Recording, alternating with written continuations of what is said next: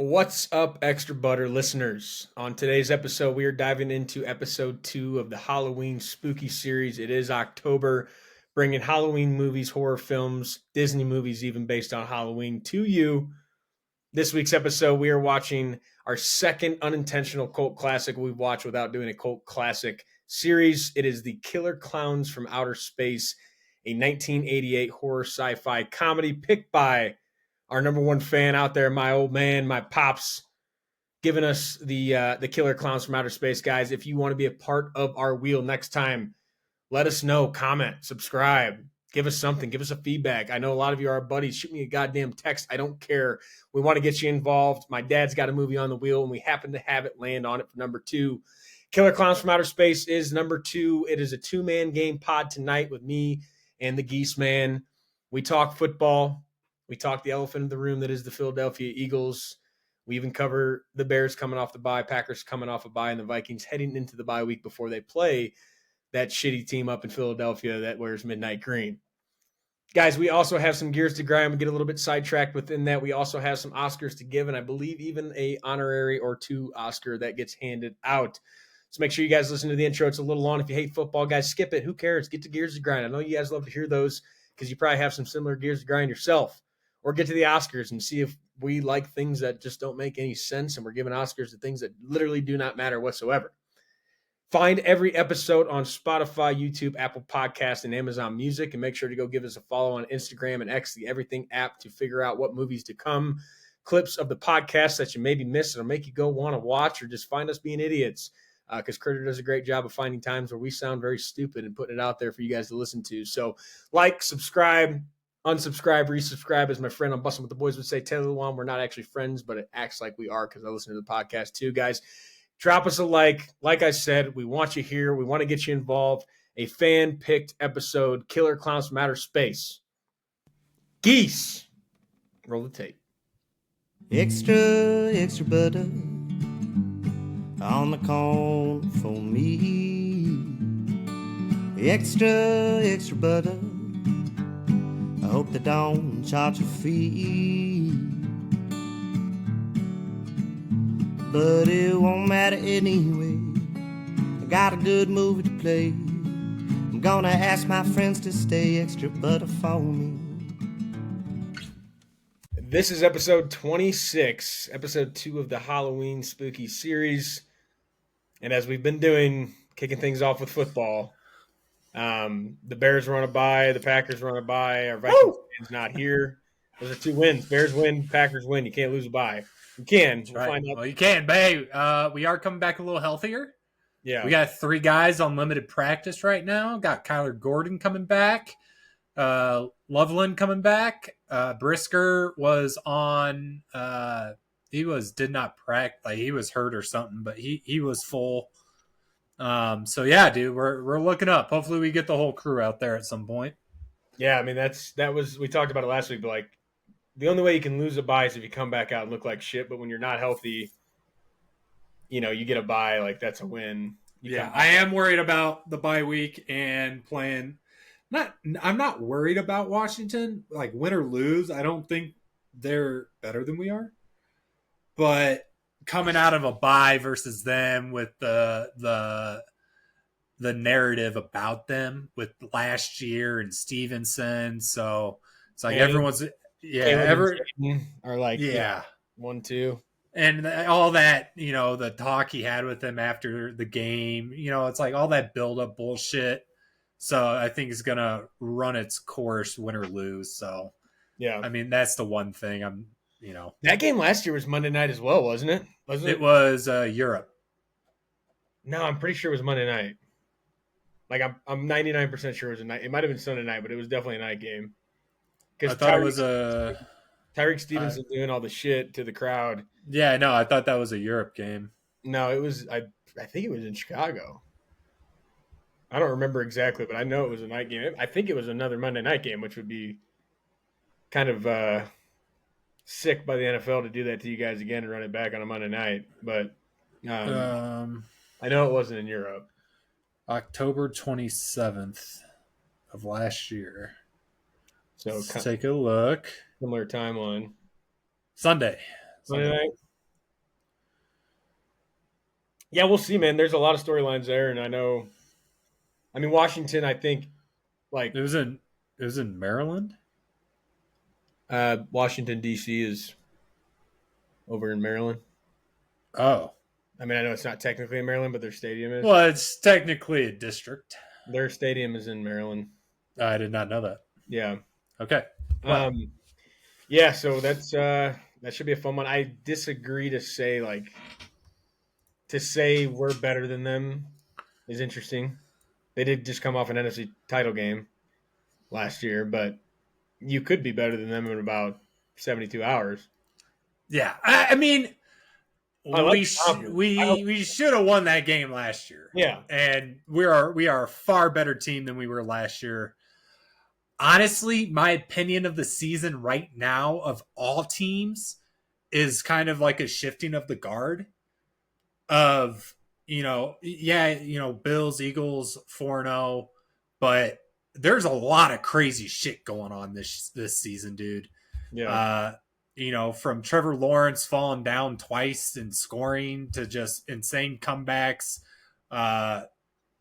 complete, Eagles Giants. Don't want to get into it too much, but those games where the unexpected is happening this year. Yeah, there's I would say my three teams right now that are the most surprising on the good side would be probably least surprising but surprising. Like the least of the three would be Pittsburgh. They're always Yeah. good, but they look They're always on the cusp, man. yeah. And then Jacksonville, obviously. Yep, that's a big one. And then New England is Drake May looks good. Really put it together. Yeah. Yeah, I mean Dude, and like the younger generation of quarterbacks are coming into their own. And, Mahomes ain't invincible anymore. Things like that. Josh Allen's still at the, top dog, don't get me wrong, but he's at that veteran status now, and all these rookies and sophomore guys are coming up and really putting a stamp on things. Yeah, I think the AFC is probably more evident of a changing of the guard. I think the Chiefs will still make the playoffs. Like the Bills are still really good. The Ravens are 1-4. I think they're in trouble. Lamar, I don't think he's playing again this weekend. No, he's out again. Yeah. So I mean, but like you've got some teams in the AFC and the NFC. I think you'll see new teams in the playoffs. I think you'll still have Green Bay. I mean, God knows what's going to happen with us. I'd like to think we'll still be there. I think Washington will get in this year. You guys are stacked, though. It's just a mentality thing and the play calling. Yeah, we'll get to it. But I feel like that's the Eagles' MO, dude. Yeah. Really strong first 2 weeks, lose a few there, and then by mid-season, dude, you guys are full steam ahead. Yeah, it's been the last 3 years. We can talk about the elephant in the room if we want to. We can talk about the elephant in the room. When you guys listened to us on our last podcast, you would have already seen this, but since we've recorded, the Eagles have not lost one game, but they have lost 2 games since we last talked on this podcast. I was in shambles on Thursday night for sure. A lot of knee-jerk reactions. I was ready to punt on the season completely. Thursday was pretty significant for the city of Philadelphia, let alone the Eagles. Yeah, we'll get to that too. But I've slept on it obviously a couple nights now. We've got a mini bye week with the Thursday night game, so we've got a mini bye here. Come back and play the Vikings next Sunday in Minnesota, and then we run it back with the Giants the week after. And then we have our actual bye week, and then we go to Lambeau. So those 3 games, by the time we hit Green Bay after our real bye week, we're going to find out what this team is. I am in agreement on the play calling, maybe not the play calling, but the creativity they have on offense. Yeah.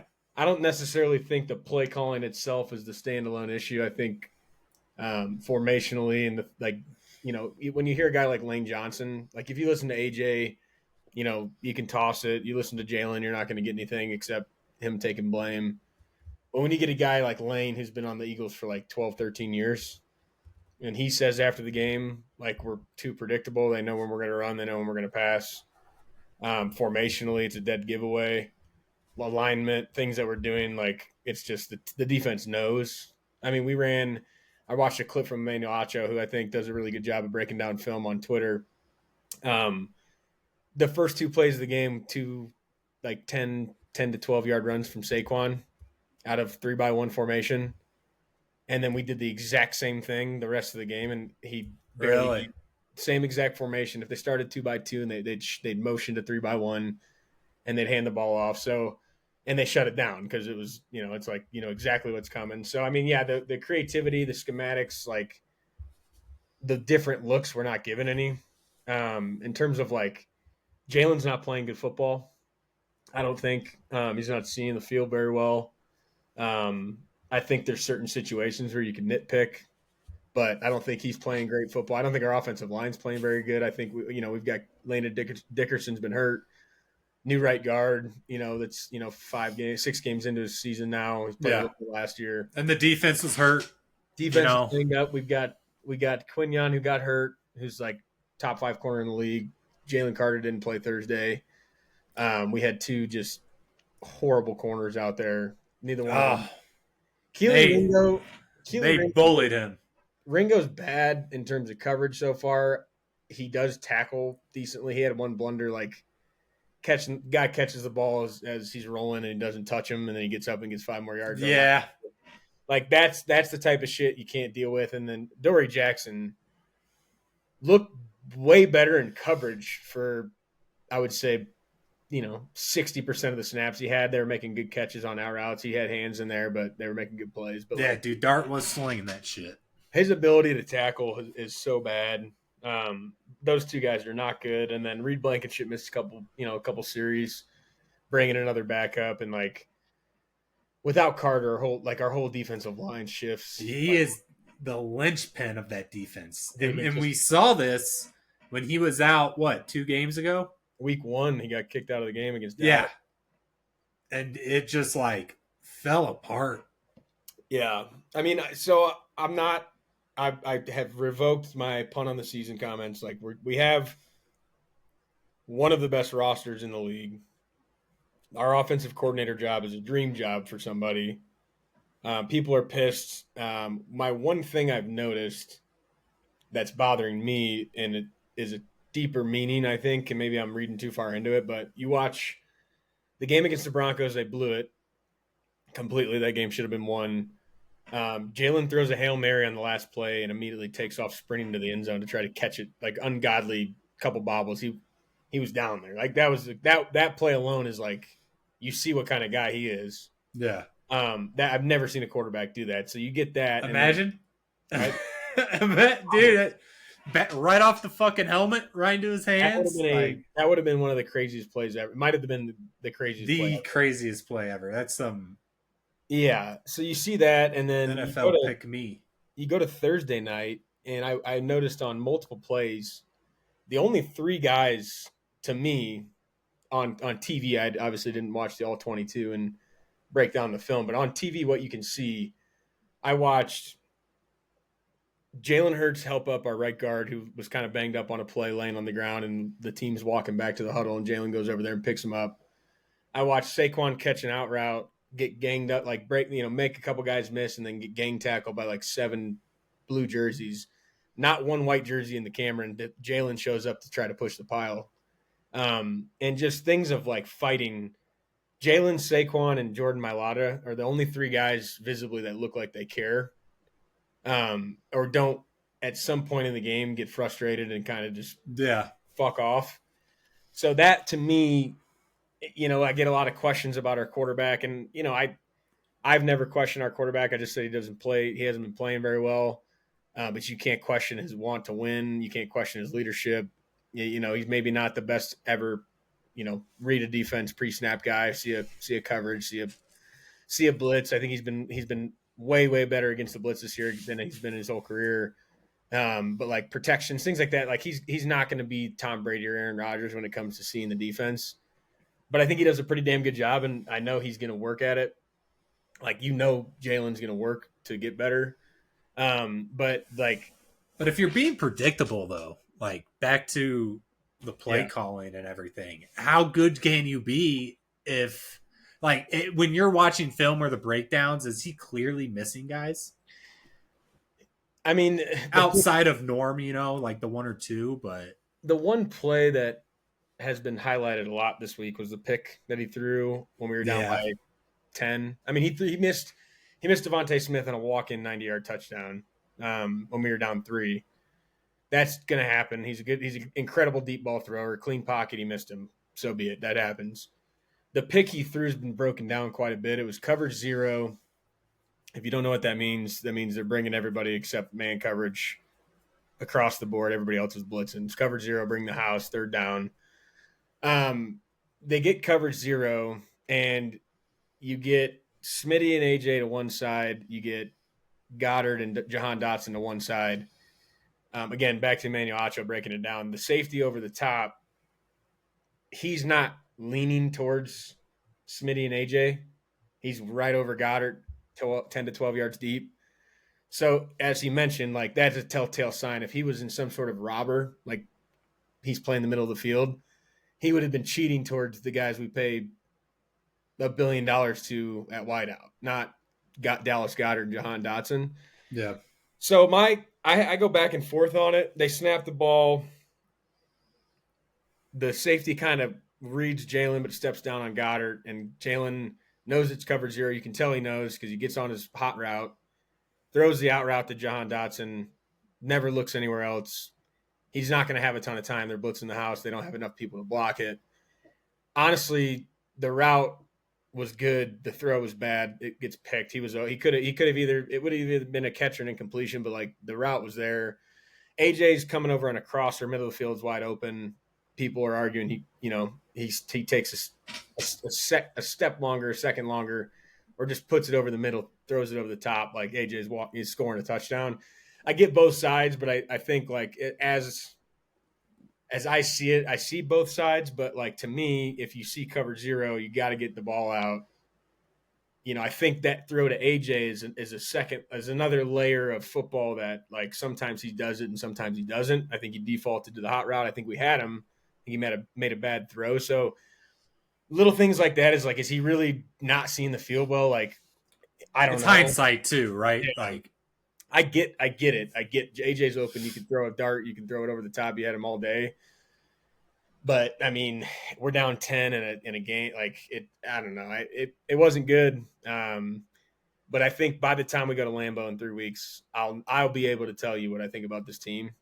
yeah, Now we could go out and get our doors blown off by Minnesota and then get beat by the Giants again, and then I don't give a shit what happens after the bye week. Like, there's no way I'll still be bought in on we have a chance. But I think by the time we go to Lambeau after a mini bye week and then a bye week and playing the Giants again, you're going to know because we get a mini bye against the Vikings and a full bye against the Packers, and then we play the team that just embarrassed us on Thursday Night Football. So like those 3 games are going to be crucial. yeah. So we'll know, but yeah, I'm not out on them. I was very frustrated watching that game, but we'll see. And speaking of the Vikings and Packers, I know they're not here. Packers are coming back this week. Had a bye. Excuse me. Kind of take a second to talk about them. Playing the Bengals, who we flash back a couple weeks. Joe Flacco was the quarterback of the Browns. Now Joe Flacco is the quarterback of the Cincinnati Bengals, and he will start on Sunday. So wouldn't that be priceless if you lost to the same quarterback twice in the season that was not in your division? That'd be awesome.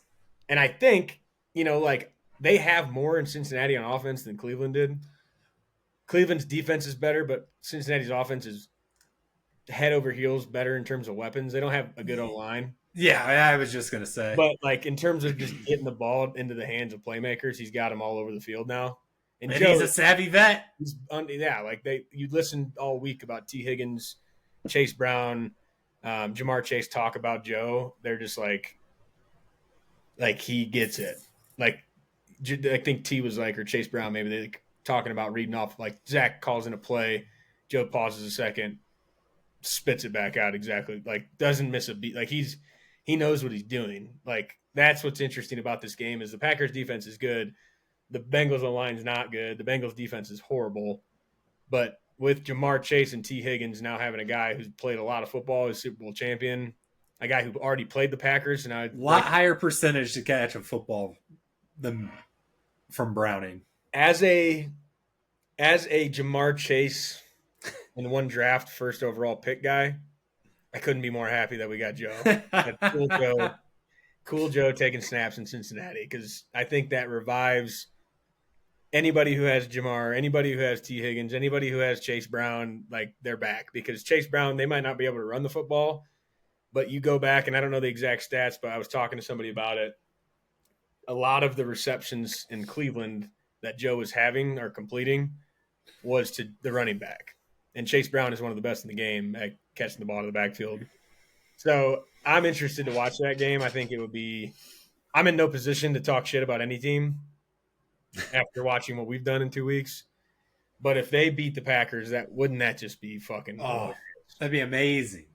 Yeah, for you guys. I mean, win or lose on my end, that's amazing. Yeah, that would be all time. And so we'll see about that. And the Vikings just keep winning. I mean, they should have lost the whole – I mean, they were losing the entire game over in London. And then they get driven down the field by our guy Carson Wentz, and Jordan Addison coming back from suspension catches a game-winning touchdown against Joe Flacco himself and the Cleveland Browns over in London across the pond. Is JJ coming back this year? I think so. I don't know what they're gonna factor to decide, are we gonna put him back in, or has Carson Wentz done the job to keep the job for this year? Right. And it's 2-2, isn't it? They both have 2 games under the belt. Yeah, I think JJ played 2 and Carson's played 3. Carson is 2-1. They lost in Ireland to Pittsburgh. They beat the Bengals and the Browns. And then JJ beat you guys and then got their doors blown off by Atlanta. So yeah, I don't know. I'm very curious, because I don't think Carson has looked elite by any means, but he has. No, but that is just like the Vikings' MO to take a above average QB and then just team wise continue to succeed. I feel like you have to put JJ back in. Like, your backup is not expected to run the entire season. So it's like, no. I mean, I think Carson's kind of different than a lot of. I mean, at this point in the NFL, I think a lot of backups have been starters, or they started a lot of games. Yeah. But yeah, I think you got to go to JJ. I don't think you can crush the kid's confidence like that. Yeah. I think Carson probably won't be stoked about it, but I'm sure there's conversations behind closed doors that happen already about what they're going to do when JJ. Well, and he's been a backup for a while now, man. Not a while. I think it's only been 2 seasons, right? 2.5. Since like 2019, so like 6 years. Really? I thought he was a starter somewhere. He might have started in Indy for a little bit. But yeah. I don't know if he's ever gone somewhere and been like, I think. No, yeah. He's always subbed in and like finished the season. He was he was in KC and he didn't play. He was behind Mahomes either last Really? Yeah, see, last idea. Okay. Last year he was in KC, so maybe 2 years in a row he was in KC, but he's played for a lot of teams. He knows how to manage a game. They're 2-1. That's all you can ask for out of a backup. So that's what I'm saying. And now it seems like put JJ back in there, win or lose, like keep it his team. I think you have to give JJ the football. And he missed an entire season too. So it's like he needs even more reps. Yeah. And until you put him back in, and if he's awful, then I think it's easier to put him in and go back to Carson later than it is to kill the kid's confidence and just leave Carson in. Right. Keeps Carson off tape too. I know he has a bunch, but Carson's been in the league long enough to get it. JJ would be, I think he would be hindered in terms of his potential if they didn't play him anymore. So yeah. I don't know. They are. Who the hell did they play? Did I already say it? I did not. Wait, I might be. Thought it was you guys. Yeah, next Sunday. Are they not playing this week? No, they're on a bye this week. I'm an idiot. So you guys had a bye last week. Yeah. Packers had a bye. Vikings are on a bye. So yeah, we'll play. They'll play us next. We'll see how that game goes. Carson Wentz versus the Eagles. That'll be fun. Little our Things are getting crazy. second. It'll be our second inter podcast game, and the Vikings are 1-0. So we got to get them. We got to get them back for you guys. That's right. So it'll be an exciting week. I'm excited to not watch my team play on Sunday this week because I need a week off so I can just Me either. Ball. Yeah, it'll be a nice gambling day. I think for everybody that cares, I think you're coming over to carve pumpkins that day. Yeah.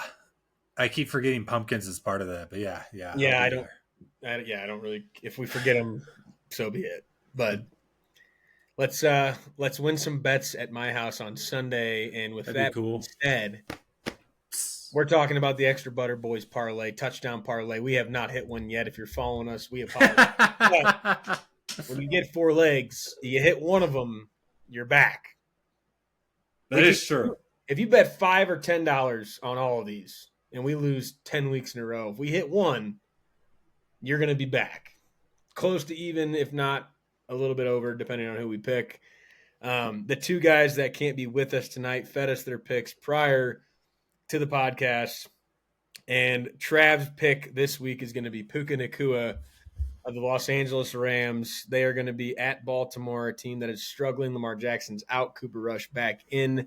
Puka Nacua having the best season of any wide receiver in football. Puka Nacua this week is minus 120 to score. That will be leg 1. Leg 2 going to Critterbugs, who's also not with us. He's going to be at the Notre Dame Fighting Irish game tomorrow for us, last Saturday for you guys. That's why Critter's not here. But Critter is taking a revenge, or not a revenge pick, but my dad's hometown pick going back to my dad's stomping grounds. Arizona Cardinals wide receiver Marvin Harrison Jr. He is plus 185 in the DraftKings Sportsbook to score. So that should be interesting. So Puka Nacua, wide receiver. Marvin Harrison Jr., wide receiver. Geese, who do you got for us? Genty. Ashton Genty. So Geese is going to... Who I think he's like minus 150. Geese going to the afternoon slate for us this week. We got to find a win, so we kind of opened the door this week to do whatever you want. Ashton Genty minus 150, a running back to score at Vegas against the Tennessee Titans, another not-so-great football team. Neither one of those teams are good. So Genty scoring, I like that. And I also will battle or fight you, or not fight you, but go into battle with you with a running back. I am going to take the third string running back who will be starting on Sunday for the Los Angeles Chargers, Hassan Haskins, plus 170. Hassan Haskins, I heard a stat on him today. I picked him up in fantasy because I thought he was going to be the guy, and I know the Chargers run the shit out of the ball. Hassan Haskins, last time in college or his senior year, whatever his last year in college was, he scored 20 touchdowns in his final season. I don't know if he's a rookie. I'm going to look that up right now. But Hassan Haskins, he can't be a rookie. He got drafted by the Titans in 2022. So we're 3 years later. He's on the Los Angeles Chargers. When he scored 20 touchdowns in his final year of college football, Geese, can you tell me anything interesting about that stat? It's a lot. It is a lot. The most ever? No, his head coach in 2021 or whatever that year was I feel like I remember him doing that. His head coach was Jim Harbaugh at Michigan. Oh. Head coach of the Chargers. Lock it in. So they're going to feed this cat. I'd like to believe that parlay, and this is what I mean by we can get you back really fast if we can hit one of these bad boys. That sucker's going to be plus 2,251 on the DraftKings Sportsbook. There is a touchdown scores 33% profit boost. If you're feeling confident and you want to boost that bad boy, that's $29.94 on the DraftKings Sportsbook. That means $10 will win you 309, technically 294 profit, but $309 or 229, whatever the hell that is. You're getting $299 back and you're getting your 10 back. Oh, dude, I was wondering why my numbers were not coming out the same as yours. I put Pittman on there. I thought it was theirs. I saw the junior. Yeah. So That'll get you. That's a juice boy. I think I might boost that one and hope to God we can finally see one go through the net here. I think I just wasted my boost. Fuck. Puka Nakua, Hassan Haskins, Marvin Harrison Jr., Ashton Genty, plus 22.51 or plus 29.94 as of right this second on the DraftKings Sportsbook with your boost or without it. Odds are definitely subject to change by Sunday, so Yep, I definitely lost it. That's annoying. that's good for you. I'm going to boost that. I'm actually going to lock that right now for the boys. I'm going to boost that bad boy. 10 to win 309. Book it. You know, I shouldn't have cashed that out. I am a fucking idiot. Oh, That's all right. You bet it with Pittman and then cash it out? Yeah, not thinking about the boost. Lost the boost. I mean, you still got Karma. Come on. You still got good odds there, but no, yeah, I mean that. Yeah, that sucks. But let's win one of these motherfuckers because we are. I think last week we only picked 3 guys. We had Saquon Barkley, Rico Dowdle, and Brees Hall. I'm done betting Eagles players for the time being. No offense. Yeah, I don't unless those are shitty games last week, though. Those are hard. Yeah, Rico. I think. Yeah, I don't even know if I watched that game, but he did score. So I almost picked him again this week because Chuba Hubbard's out again, and I think storyline Rico Dowdle home against Dallas. Rico Dowdle revenge game was on Dallas for a while. I think he's scoring again. So if you want a little extra butter on the weekend here, Rico Dowdle, anytime touchdown solo bet against the Cowboys at home. That one is going to feed you at a minus 120 clip. And if you want a little bit of fish and chips in the morning or little biscuits with your coffee over in London across the pond, I like J.K. Dobbins anytime touchdown for the Denver Broncos at minus 125 against the New York Jets. I don't think you can't guarantee anything in gambling. This is not a guarantee. I'm calling it a lock. That doesn't mean it's going to win. J.K. Dobbins, book it. Minus 125. Get you a little extra money to put on the parlays in the afternoon. So, off of football, gears to grind. I'll kick it off unless you've got. I'll go anyway if you have one. I do, but my gear. We talked about it. It's just Philadelphia sports, and I mean that as of Thursday night last week. I know we just won a Super Bowl. I know the Phillies have been making the playoffs. I know I'm from Illinois. I know that I'm not a Chicago fan. I'm a diehard Eagles fan. Adopted the Phillies. I'm becoming just fuck it as I'm older. I'm going to cheer for one city. It's Philly. So the Phillies are on board. The Phillies might have had the worst play in the history of baseball on Thursday. And we're in an elimination game at LA. Bases loaded, 2 outs. Ground ball to the pitcher, boots it, doesn't go to first, throw air mails the home, game over, walk-off. First ever walk-off pitcher error in the history of baseball. And I've got 2 takes on this. I'm frustrated because you go into that and then you roll right into the Eagles getting their shit beat in by the New York Giants. So Philly sports was in a dark place. Everybody wants to tie in the Flyers losing the game 1-2 that same day. Who gives a shit about that game in the regular season in hockey? Like we're, less than 5 games in? I don't think the Flyers are that good anyway. I'm gonna become a Flyers fan before I become a Sixers fan because I thought you were just a cup chaser. That's where I'm at in terms of I wouldn't say I'm a cup chaser. I'm a playoffs hit, pick a random team to win the cup. If I was a cup chaser, I'd take the favorite every time. I would have taken. That's true. I would have taken Florida last year because But you are picking a team chasing the cup. Correct. If so facto. I would say I'm ready to say now I'm a Flyers fan. All right. If they're not in the playoffs, which I don't think they will be, they've got some good players. But if they're not in the playoffs, I'm still going to bet a future because it's fun to just hit your wagon to a team and hope they win the cup. I did the Avs last year. It's kind of a hometown team for us out here. But I as of now, I have adopted 3 Philadelphia teams. I am a Flyers fan, orange and black. Go Flyers. But that game didn't matter that night. We're talking about a playoff elimination game loss on the worst play ever into an ass whooping by the New York Giants on Thursday Night Football. Like that was like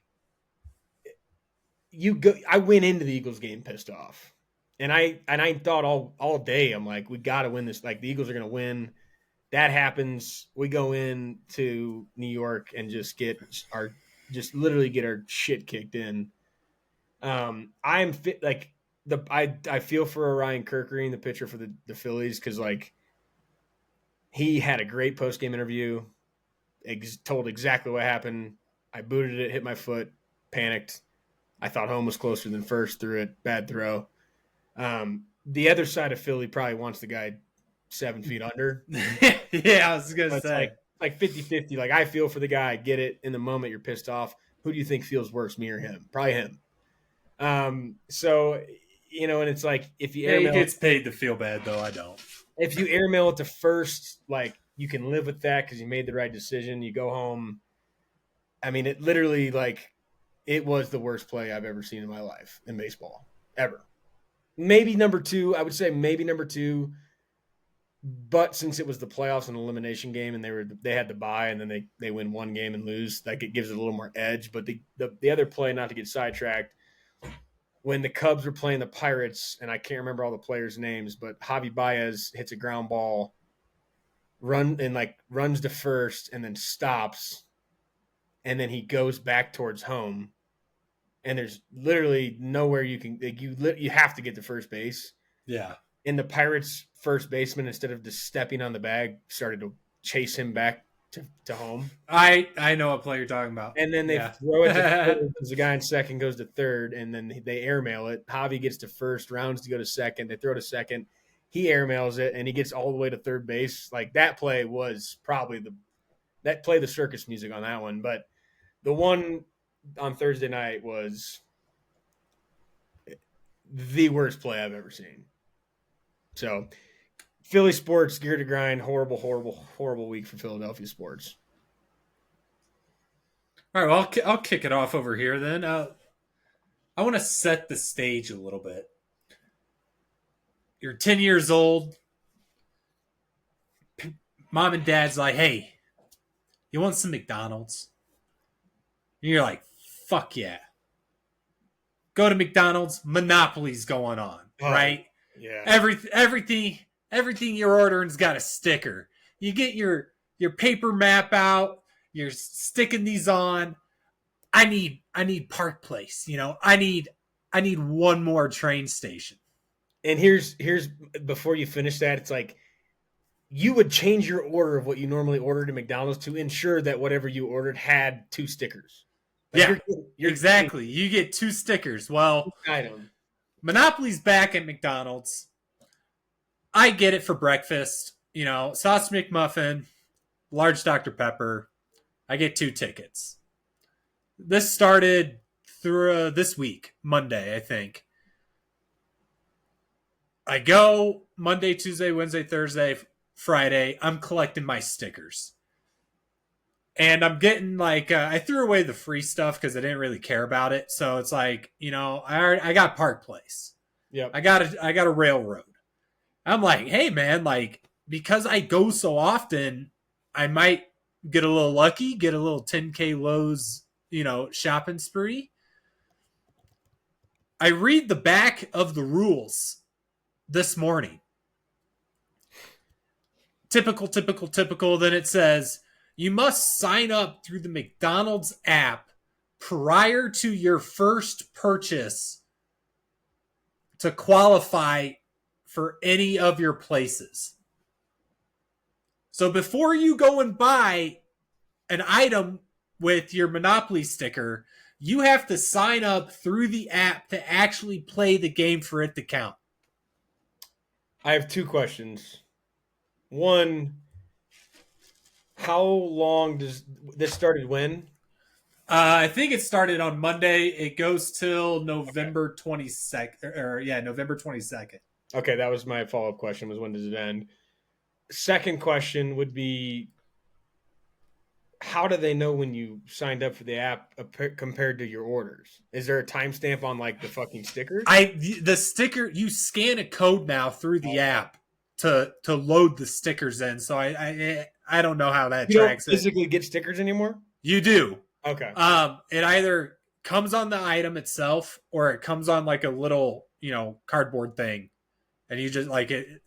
If your drink is supposed to have one, they don't put it on the drink anymore. You just get this little cardstock thing with the sticker on there. But then you peel them and you scan it, and then like you can keep track of it through there. Do they still have like the colors and shit on the stickers? Yeah. I've got so many questions. Okay, and yeah, no, same Monopoly game. And you still get two instead of, you don't just get one, you still get two? No, it's one per item now. That's dumb. Yeah. That's fucking ridiculous. It's crazy. That is ridiculous. Dude, it's like I'm buying this shit for like 3 days already. None of them count.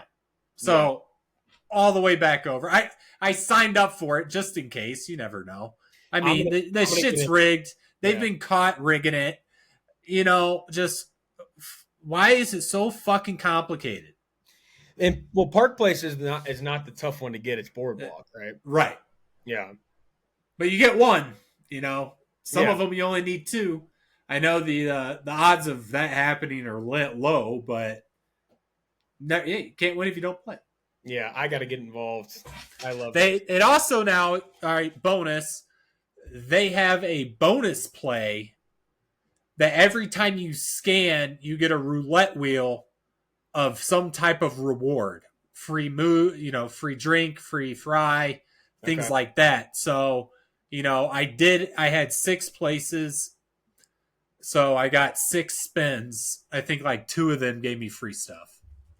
Okay. So they made it more difficult and ridiculous, but they're giving more stuff. They're trying to get more people on their app. Right. Exactly. Yeah. So news to me, pissed me off, but it's just corporate bullshit. And you're still going to play. Oh, yeah. I go there anyway. That was the whole thing. Is like, when I originally got it, I got a free sticker for something, and then the one of the properties for the Lowe's discount. Okay. And I threw the free one away because I'm like, I'm not downloading the fucking app. And I was like, well, I might as well keep them here just in case, if I collected all 3 of them, then signed up for it. That's what I was going to do. Right. But it's like, oh no, you got to sign up first for any of them to count. That is, and we've talked about this, the corporate bullshit recircling back here. It's a good play and it's a smart play, but like we all remember it from being younger of just being able to collect the stickers. Like we didn't need a fucking right. And maybe that's where like a lot of fraud was happening, and this helps not have that. I don't know. Well, my other thought is like you should find those stickers on the ground. You should. Yeah. Yeah, but you should be able to scan like your shit from what you got prior. Right. I shouldn't have. That's the part of, let's dial it all the way down. That's what I'm pissed about. Yeah. Why does that matter? Yeah, I agree. You should still get credit for what you already had. Right. Yeah. I mean, and it's not like they fucking tell you. Well, like, here's another question. What stops people from cheating? Like you just said, you could pick stickers up off the ground. Like, what stops me and you from just going and buying and combining our shit? I don't know. There's gotta be. I don't know. I don't know if my purchases are now tied to my app. Yeah. Like I just downloaded it today, so I've never used the thing. I'm gonna get involved and I will diagnose this whole cheating process. But I don't typically go to McDonald's unless I'm ordering DoorDash at like 2 a.m. Yeah. But I will make a point because I just like as a guy who likes to put some bets out there, just the rush of peeling that sticker back, You never know. You can't win if you don't play, Good gear to grind. I think also Monopoly is a shout out. Like it is fun. Like that is a fun thing. It's exciting. Like I don't get McDonald's to play the game, but peeling those stickers off every morning is Yeah. what we got? Yeah. So yeah, good segue into Oscars. My Oscar this week is going to just be having like house living. Like we moved last week, we talked about it. Game changer. More space, office space. Now I know I've got the backgrounds every week, but I've got my own office space, my own the second bedroom office. Get the Chelsea doesn't have going. to hear you talking all fucking night. Definitely, probably still does, but she's a heavy sleeper. But like getting my Eagles shit out, getting the Sailor Jerry thing out, like getting all my man cave stuff in a room is like it's so nice. Having a backyard, my dog. I don't have to go down 2 flights of stairs, let my dog out. Oh, that's the biggest one. Back deck, just like we ate dinner out there the other night before like the Phillies started the game the one game they won. Like it's just much nicer. So like apartment living was great. I was sad to leave. I love my apartment. I love the complex. Once you get into a bigger place, like tough to beat. So once you need the space, you can't ever go back to an apartment. And like we didn't necessarily need it. Like we don't have kids yet. Our dog is 3 pounds. Like, but just in general, like my office was in the living room. So if I'm gaming or doing this, Chelsea's got to go to the bedroom and just sit in the bed. Or if I'm gaming, she's watching TV. It's just a fucking can I talk louder or she can turn the TV up louder. Now it doesn't matter.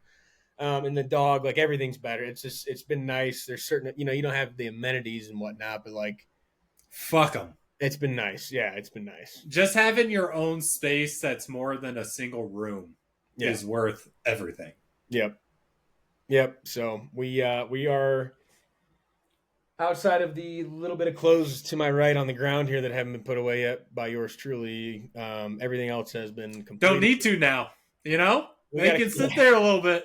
We got a couple, maintenance requests and whatnot, and clothes to hang, and we need a dining room table. But for the most part, everything's here. And I didn't think it would all fit. Spacious. We got some neighborhood cats that come around, don't like that, but we've got those going on. Learning about garbage day. We had some people over on Sunday for the Eagles-Broncos game. Took the garbage out, and then you realize, right, we don't have a dumpster anymore. Squirrels got into it. Cats got into it. Garbage is torn up. Chelsea wakes up the day, she goes, the raccoons got in the garbage. And I go out there in the morning, it's like 2 squirrels. I'm like, those holes are way too small to be raccoons would have that shit torched. Like, those are not raccoons. Yeah, no. Squirrels. But still. Squirrels are the cats picking at it. Yeah, both the cat and the squirrel I saw out there, but like raccoons would have absolutely torched that shit. But yeah, Oscar, space, house living, backyard, not bad. Love it. My Oscars, I don't know if I've done this one before, but it's relevant now. The order takers at fast food places that are outside. Like Sonic, right? Like Chick-fil-A, Sonic. Like people come meet you, like they meet your car. In-N-Out does, I know exactly. Yeah, In-N-Out, exactly. That's where I went. That's shout out. Yeah.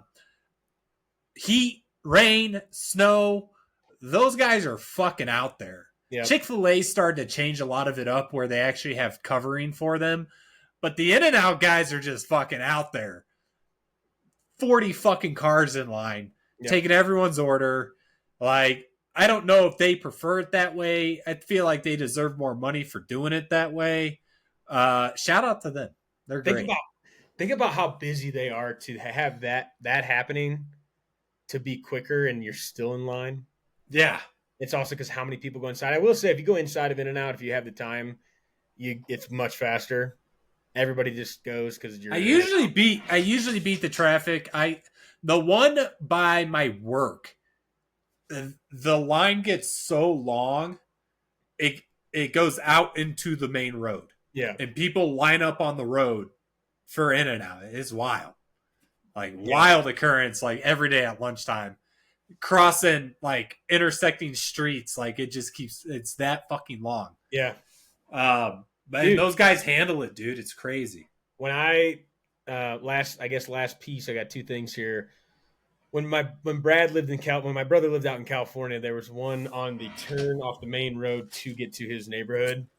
So there was a double turn lane to go right, and like I was there for work traveling one time at a rental car, and he told me like get in the left turn lane, like the left lane and the right turn lane to turn, because if you get in the right lane, it's just cars waiting for in and out. Yeah.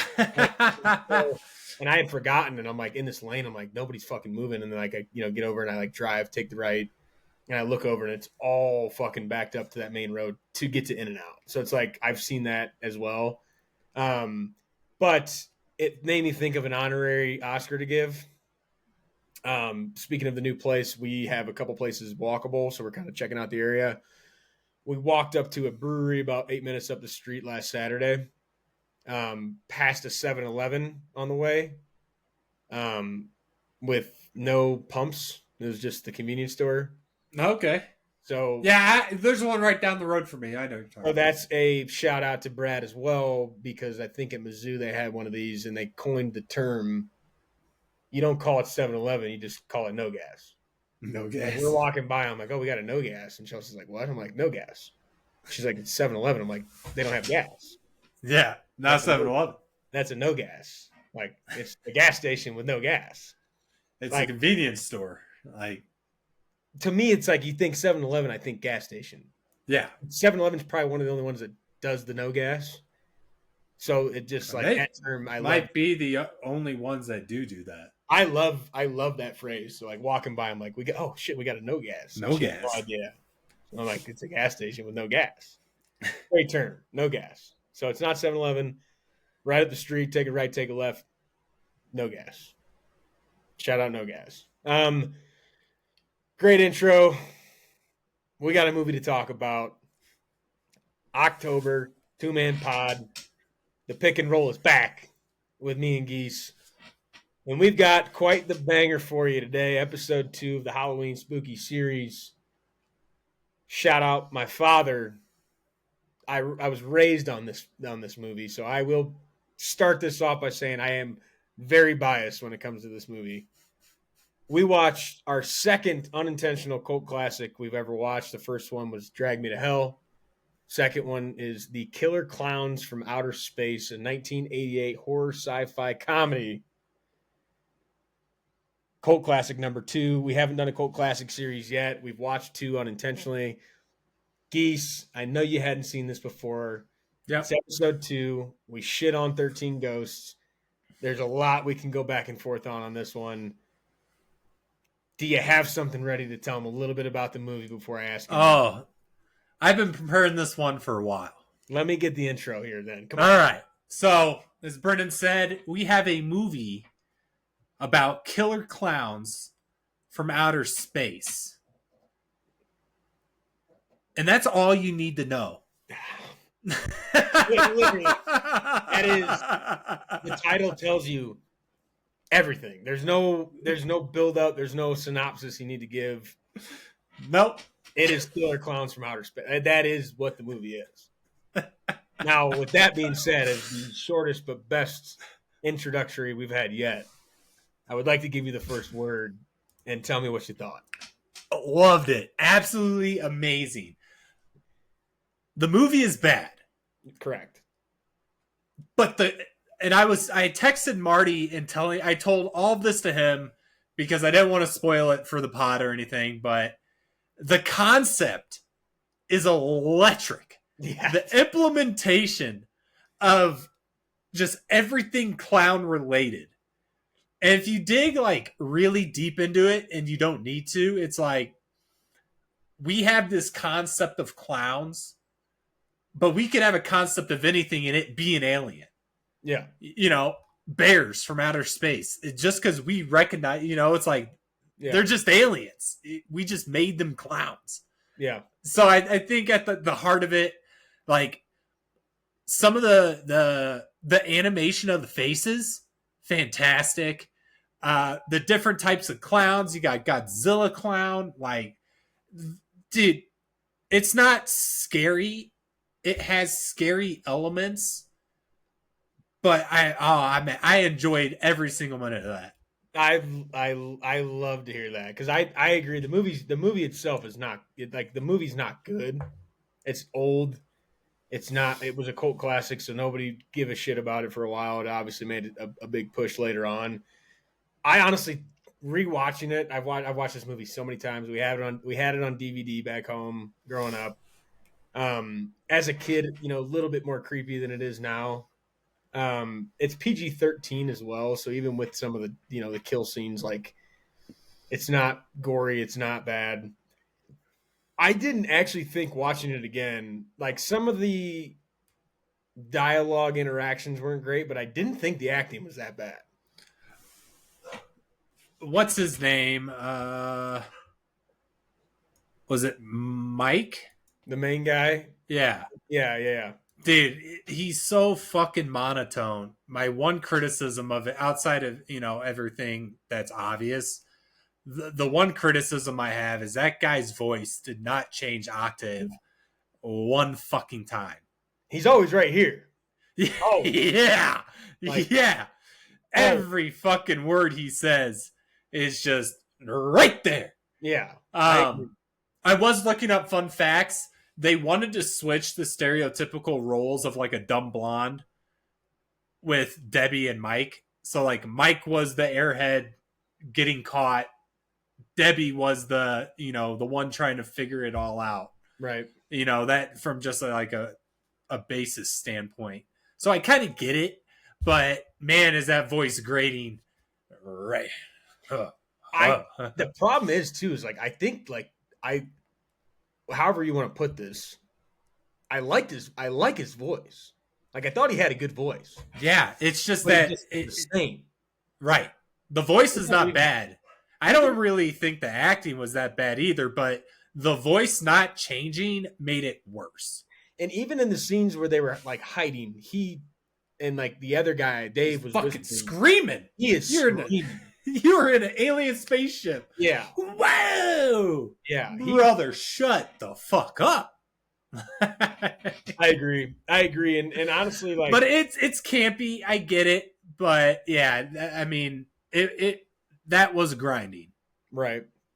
Yeah, and getting into the opener, I got to ask you about this because I always have my set stage music opener. Oh, the music in this movie fucking rocks.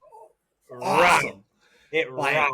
Every time that music popped on, man, I'm that Jay-Z meme.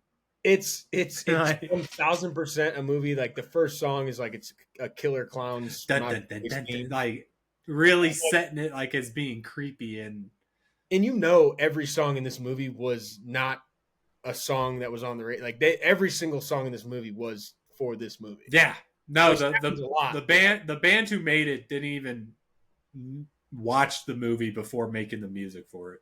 Really? Or didn't know what they were like making the music for or something like that.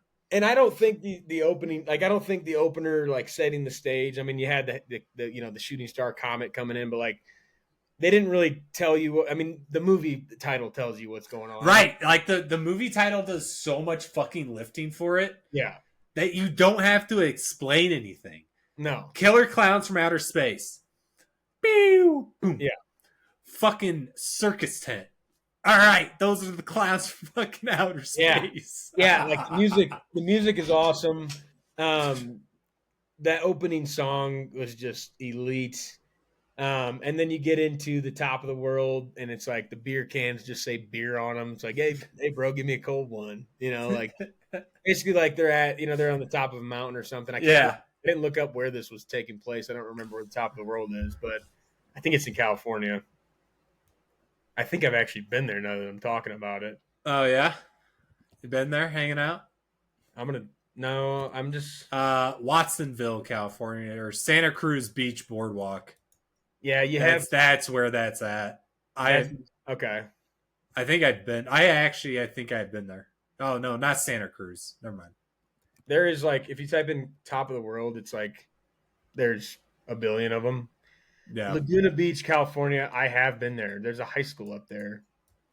I'm like 99% sure I've been there, unless there's like 12 of them. Regardless, maybe I have been there, maybe I haven't. I've been to one in California. There's like a little high school up there, kind of cool, but like top of the world, got guys, girls making out, ice cream truck guys get up there.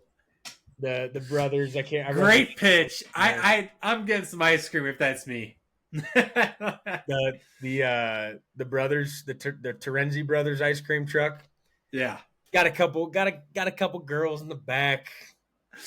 dude. They notice what's going on. The humor in this is so well done. Yeah, Where like I told you they wouldn't be fooled by that. Yeah, we want to go home. Like, like, they literally just picked them up, promised them ice cream to like, try and make out with them later. He's like, take it easy, keep your shirt on. Yeah. Trying to get her to. He's like, it is staying on. Like those jokes. Yeah, the comedy was great. I do have a problem with the beginning. You get to the old guy, the farmer. Farmer Just Gene. Ripping that old school verbiage, man. And his Pooh Bear dog. Like, we did not need to start this movie by killing the dog. Lexi's is watching this whole month with me. She's like, "Oh, great." Yeah, At least you didn't see anything, though. Yeah. I mean, there are some audio cues, but nothing terrible. When it started and we got there, I was like, I remembered the scene. I'm like, they really kind of made the opener sad. It's like this old guy and his dog is all he's got left, and they just off them both right away. Like, old man and his dog, he thinks he's just struck. Well, it's always some guy out in the middle of nowhere that sees aliens. Just bringing one shovel and his dog to dig Dude, up his. and what's so funny is that he's not that far away from it. He's like, a circus tent. Yeah. Dude, let's go check it out. That's probably my one gripe. I mean, I know that it's clowns from outer space. There's a lot of things that obviously aren't real, but like the one gripe I have of just and it's probably intentional, but like the circus tent in the middle of the woods and like lit the fuck up. Like, and that old guy's going to it.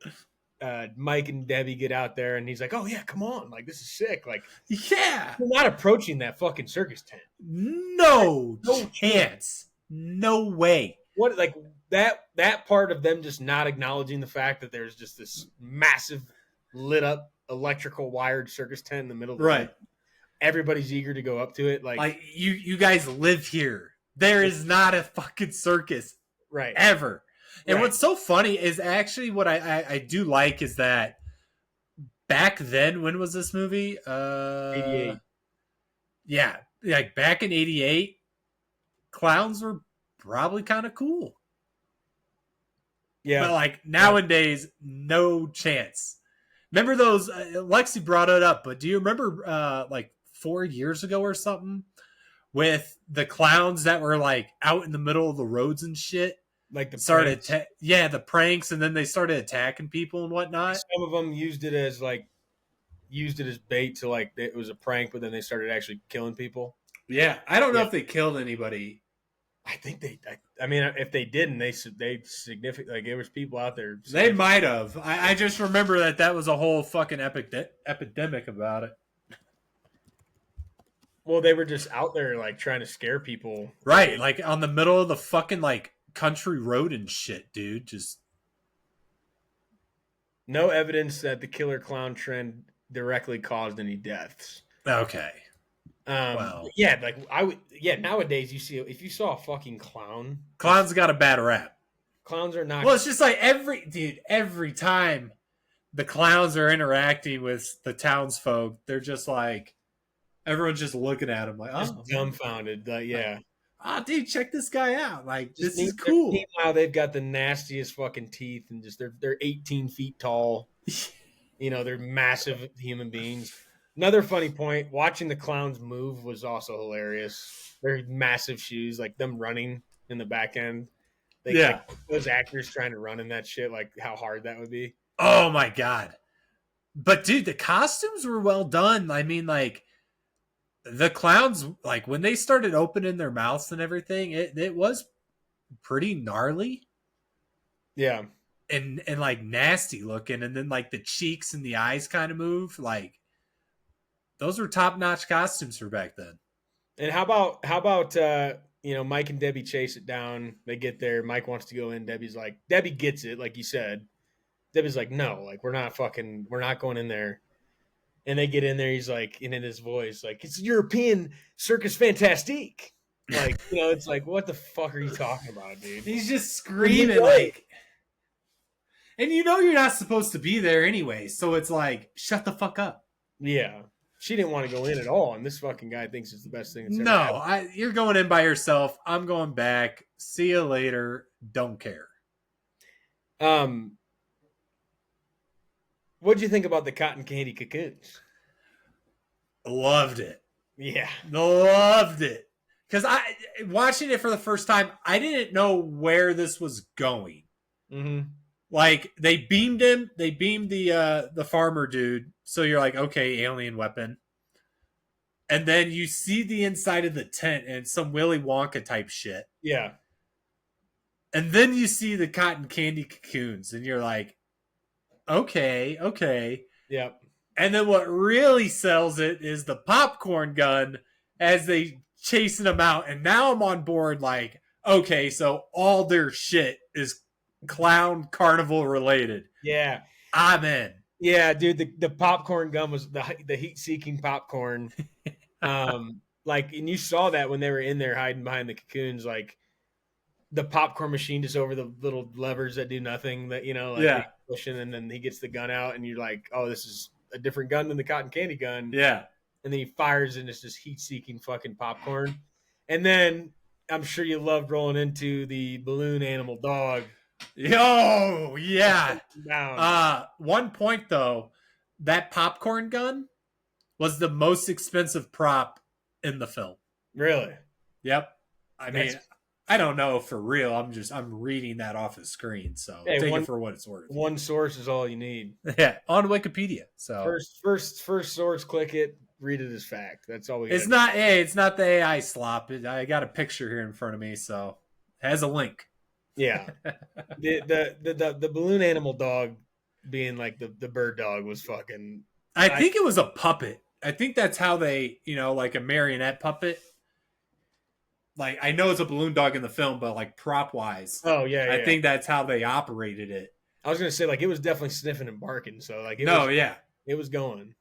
It's fucking awesome, dude. Like they were so creative to apply things that we know of to a unique concept of like, how is this all incorporated? The shadow, the car, the balloon, like all these different elements, and then apply them to like an alien theme.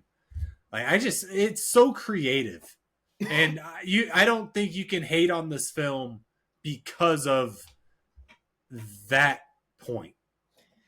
Yeah, the creativity of this movie is top tier, and they did not like pull back on anything.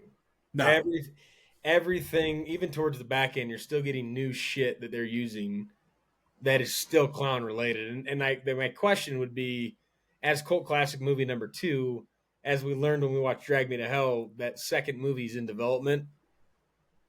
That one's obviously the first one's newer than this. Is this an untouchable movie? Like you never bring this back?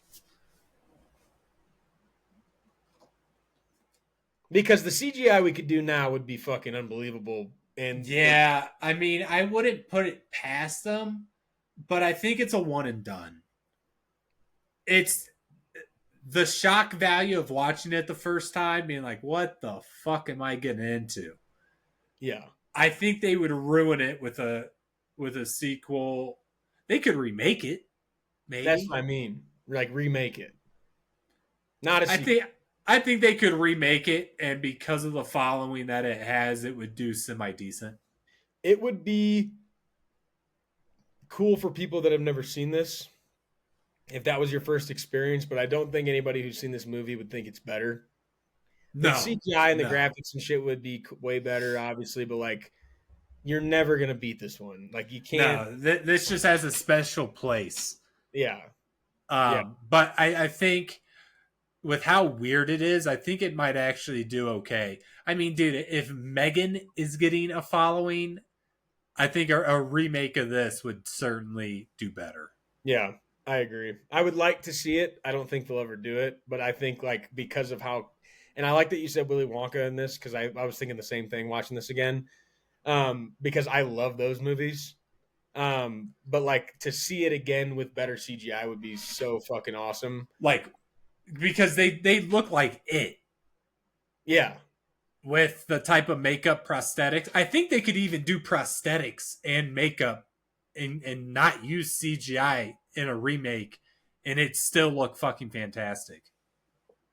yeah, for the clowns, but like their weapons and shit would be fake, obviously. Oh yeah, yeah. Um, but then Debbie and Mike, they get out of that. They run him over, all this shit. One jumps on the front, he falls off, and then we get the Undertaker fucking dong, Dong. Like and then, there's so many elements here that pull from very classical like horror movies. yeah. It's like 88 too. It's like I know the classics we think of now weren't even fucking made. right. I mean, not like way back, like Yeah. older horror Yeah. movies. You got Frankenstein. I'm pretty sure Yeah. he does that same shit. Yeah. But like, there's a shit ton of those elements in here that they use perfectly. Yeah. It's like the backdrop, the lighting. It's dark. He lifts up. There's his face. Like there's a lot of elements that are well done. What was nice too, watching it again because it's been such a long time because I watched it a lot when I was younger. I forgot, like I remember so much more of them being in the tent than I do about them going into town. Yeah. Like that scene, they get up, they see the sign, and they start going into town, and like another great tune, just getting you amped up for them. Fucking, they're about to go wreak fucking havoc in the town, and it's like these like fucking 8 of these guys rolling into your town, and you're just like, yeah. Oh, cool. We got some clowns out at night that are 9 feet tall. There's one that's short, but yeah, they get into town. Mike and Debbie go to the police station. Mooney's a prick. We found that out pretty early. Great character to hate. Yeah. Great awesome. character. He did a good job. But yeah, like who are you like going to the police station like they're going to fucking buy that shit? Well, it's funny because it's like Debbie's like, oh, I know someone who will trust me.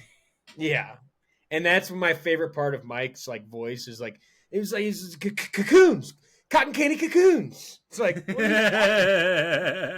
like cotton candy cocoons? What are you talking about? People are dead. The cocoons. The cocoons. Fun thing about this movie too that we always talk about. We did the space series. Aliens are always supposed to be smarter, like right, like aliens are always smarter than humans. Yeah. The scene of the gorilla outside moving and the clown just kind of stopping and then just fucking doing the robot like gestures and not the girls having no idea that he's there just doing that stuff. That was like for me when I picked up on the fact like they still bought into the aliens are smarter than we are. Yeah. We just buy that shit. Like it's, they probably passed that store 1,000 times in this small town. Now there's a 9-foot clown out there with a suitcase, not on a platform. You probably walked by that same store 2 hours ago. Exactly. We got a new prop out here that's massive and not on a mechanical platform whatsoever, and just buy it. Like, no. But that I like the fact that we got a little bit of that the aliens are smarter than us feel from how they were putting these clowns out there. Right. And you talk about it when you see it. At the police station, Mooney, oh yeah, killer clowns from outer space. Like saying the movie title in the movie. You got to point it out when you see it. I do it every time because of Family Guy. It's like, oh, yep. You said it. He said it. Yep.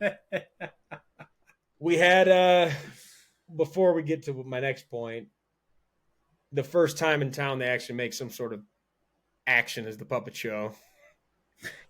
And then the fucking clown just stands up and the guy just doesn't run, just stands there and just gets blasted. Oh. Cotton candy cocoon. Cotton candy. And I like how they're actually dead. Yeah.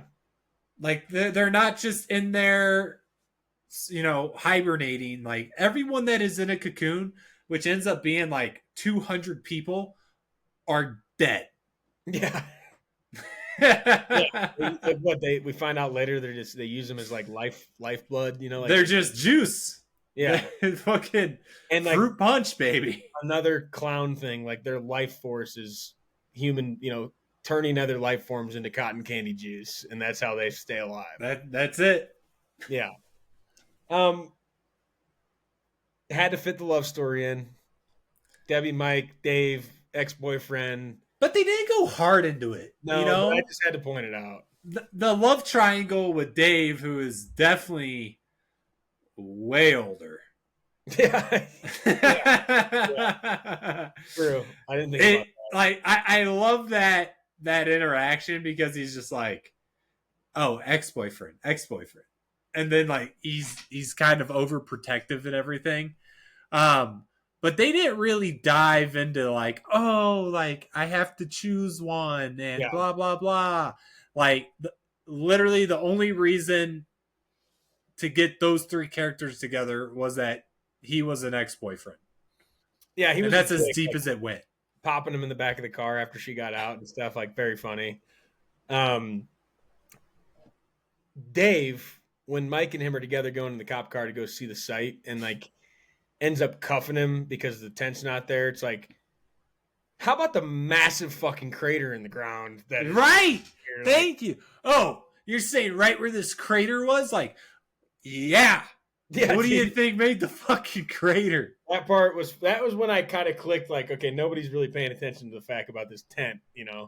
They already went into it, but then now there's this meteor-sized crater, and this is because there's not a circus tent there. He's putting Mike in handcuffs, and he's like, what are you talking about? Anything could have caused this, What? Oh, and when you find out how large it is later in the movie, it's like, dude, that hole had to have been fucking massive. Huge. Yeah. Huge. And the one thing I like about this scene is that they leave his car there. Like, where was Mike's car? Like, where did that car end up? At the police station? At the police station, because they got in the okay. Car. Yeah. Yeah, good. Yeah, no, it was at the police station. That's right. Because I was like, they get back up to the top of the mountain. I'm like, hey, what happened to his fucking car? I thought he was going to drop him off. Yeah. Next introduction to a new clown environment, kill, or atmosphere. The tricycle little clown pulling up to the biker guys. Yeah. And they talk about like shock value here. Him rolling up on the mini bike is classic clown shit. And then the biker guy fucking his shit up. And then him just ripping his fucking head off. Yeah. Fucking nowhere. Like 3-point beyond the arc, just popped his fucking ass. Into the garbage can. Yeah. And all the clowns just always jump out in the middle of fucking nowhere and then come back just fucking kitted up. Like, with boxing gloves on. Yeah. Wearing his ass up. Dude just hit his head clean off. Was not expecting that. What are you going to do? Knock my block off? Fucking yeah. What are the old rocket sock'em robots? Yeah, just boom. Yeah. All the bikers just scatter like, I don't know. You step on a spider fucking nest and all the little leaves come out. Like scatters. They make fast people look not fast. Mooney's just still having none of it either. Oh my god. Like, I started thinking about him if this was in real life and everyone's just getting killed outside and he's just like, I don't fucking believe it. You're not getting me. You're not getting me on this shit. He's not answering the phones. He's drinking whiskey, smoking a cigar. Like, not tonight. Yeah. We learned in the Debbie shower scene that the popcorn could move. Like, dude, they just kept like layer on layer on layer. Like, yeah. Yeah, the shower scene, you start to see the popcorn move, and then you get like a little bit of a taste of it because right after that, the one clown goes to the dumpster outside the back and just sprinkles some popcorn in there, and they're like, you find out they're like essentially clown seeds. Right. They spawn mini clowns to just fuck you up. Because I didn't really know when I was watching that scene of him pouring the popcorn in the dumpster and you hear like the tweeting. I thought it was just bird noises coming from around. I thought it was a clown in there. Which Yeah. it kind of was, but no, I thought there's a clown got in there somehow, and granted, I was also watching the Eagles game at this time, so Well, talk about a clown show. Get the clown point. The next clown introduction to clown shit.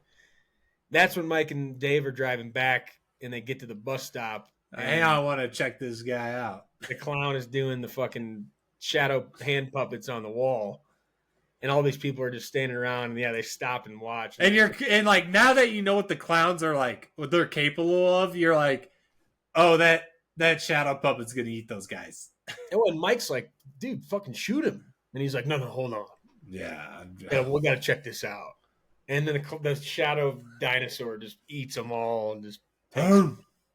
And then you get your classic jump again. They drive. Mike takes over the wheel, steps on the gas, tries to run this thing over, and just whoop, gone. Yep. Gone. That thing's gone. That is a resilient cop car too, because that was like an 8-inch curb.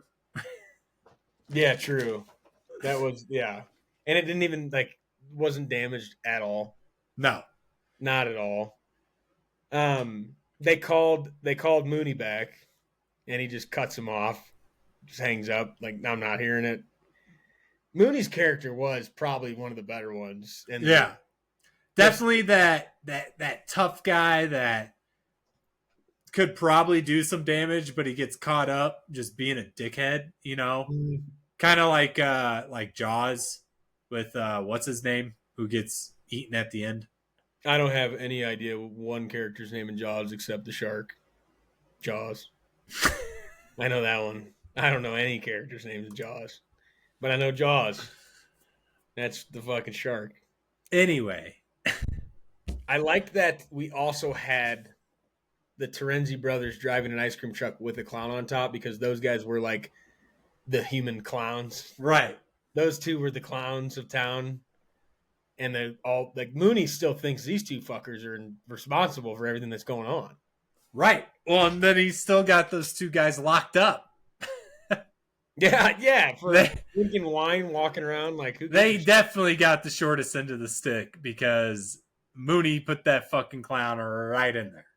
Yeah, that was when right after this is like the clown shows up to the police station, and he cuffs him, and his hands fall off.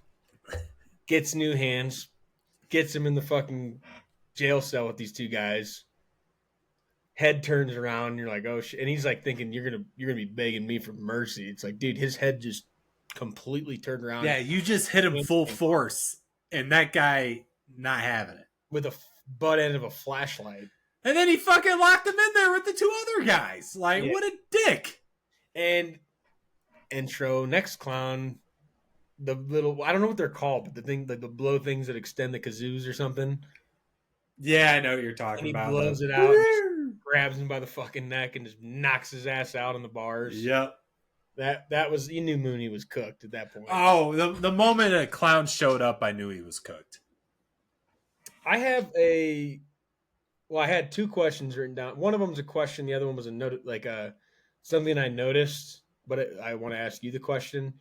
First thing, when Dave shows up to the police station and all the lights are off and nobody's in there, Mooney's gone, and he just starts walking around with the flashlight. I had to question myself, did these guys not carry guns? And yeah, they did, but talk about the procedure changes that have occurred over the last 40 years. I mean, the fact that he saw these guys being killed by the clown, that baby's quick drawn. Yeah. Locked and loaded. Like, I'm coming in tactical, you know. When you got the footprints on the ground and on the walls and he still just has his flashlight out, it's like, dude. I was like, do these guys have guns? And obviously we find out they do. My question to you was, did you notice, and we don't know, and I haven't Googled it, and I wonder if there's any sort of meaning to it, and when you're answering the question, I'll Google it to see if there is an answer. Did you notice in the police station every single footprint was red except there was one blue one? I know you're colorblind, but I think you can see red and blue. Yeah, I can. I did not notice that. There was one blue footprint on the wall, every other one was red. Do you think there was any meaning to that?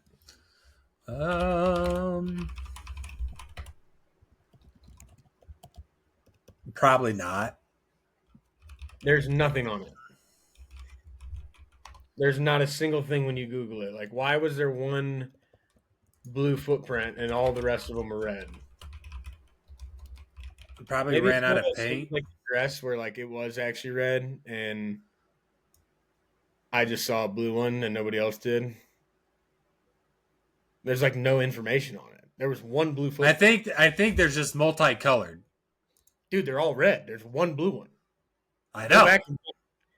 go back and watch that scene and you're gonna be like, what, like, why was that one blue? I noticed it right away thinking there was gonna This be is what Google AI is telling me. The footprints are a colorful manifestation of the clown's alien nature and their circus themed methods of mayhem. Yeah, but why was one blue and the rest were like literally To there was, show like, them that it's aliens. You know, it's like I don't know. yeah, I'm trying to justify it. that part I was don't weird. know. 'Cause, like there wasn't like red, yellow, blue, green. It was like all of them were red and there was one blue footprint. I hope if anyone's listening that has any sort of theory on this, I'm ready. Like we can build it together because if you didn't see it, go back and watch the scene when Dave goes into the police station. There is one blue footprint on the wall. Every single other footprint was red, and I don't know why. And it may be just a lack of production. I don't know, or maybe just a. I Funny think it was just to be creepy. Like, yeah, I don't know. I don't know. It just, I mean, it was creepy enough with all the footprints. There was no footprints Oh, the yeah. rest of the movie except for in the police station. But our boy Mooney is now a puppet. Yeah, talk about like the same thing with knocking the head off the biker. Same thing here, dude. Made him a marionette. I'm like, fuck yeah. And And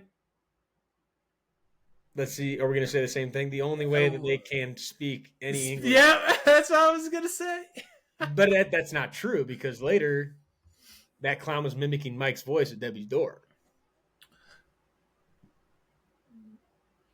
That's a good point. So I don't know. Maybe they just only spoke when they wanted to fuck with you. Yeah. Like to just memorize what somebody else had said and then repeat it. Was it the same clown who did that though? No. Yeah, So I don't maybe, know. Maybe the clowns had different abilities, but the one that was using Mooney as a puppet was not the same one that was talking. Right. The one later was more of a parrot that was just saying what Mike said earlier. And the one in Was actually speaking to her. through Or Mooney to him. Sorry. to Dave. Yeah. Yeah. So maybe like just I don't know, speaking normal, they'd have to use a human medium, but for like the parrot nature of just being able to mimic a voice, they could do that. That's always creepy. Yeah. Yeah. Well, they got him. But like Dave 1v1's the clown. Did you think, or did you ever really the thought cross your mind of can they kill these motherfuckers? No. Why I say that? Not one of those shots were aimed at these fuckers' heads. Mm-hmm. Body shot, body shot, body shot. Shoot him in the fucking head. It's twice the size. Like, and then the moment he shot his nose and he blew up, I'm like, all right. That's Yeah. funny. I'm just, it would be the nose, the big red button, you know? Yeah. So That's funny you say that because, and not to jump, we can get back to the scene too and like get going back from here. But like, I actually wrote down in my notes the big red button when they're in the tent again, and the brother, one of the clown brothers, the Terenzi brothers, like they're walking by that big red button, and he just stops and looks at it and just fucking presses it, and it like shoots the smoke. Like the fact that you said big red button's funny because that is like their nose is the big red button to turn them off.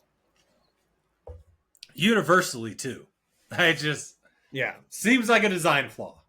Massive W for the humans there to figure out how to kill these motherfuckers. But then, as we talked about, Debbie getting out of the shower is when we finally see that those popcorn seeds turn into another classic horror scene. Yeah, in the shower. Yeah, monster, on the other side. The popcorn seedlings just getting into every single crevice they can to just spawn these little mini clown, pop Jack in the Box type structure, fucking mini clown heads to bite you. That would be terrifying to get out of the shower. That's especially depending on how strong they are too. Well, and she's one of the few people that had seen them already and knows like they're killing people, and then like these mini clowns start popping off. That was a cool effect. Great quote. If you were a clown, where would you hide? The amusement park. And I love that we came full circle back to the amusement park. And that's where we get the next clown. Like they kept delivering on clown. Right. The clown car comes up. And I'm sure when you saw the clown car, you knew. Well, they showed it earlier. Right, but you never saw him getting out of it. No, you didn't. So you only saw one guy get out, I think, when they originally showed it. And then, so when that showed up, you were like, you knew when they showed up there was a handful. Because Debbie's trapped in the balloon at that point, which I don't quite understand why. Thank you. I don't understand the balloon, and then the people that were in the balloons on the ship all got blown up. There was multiple balloons in there.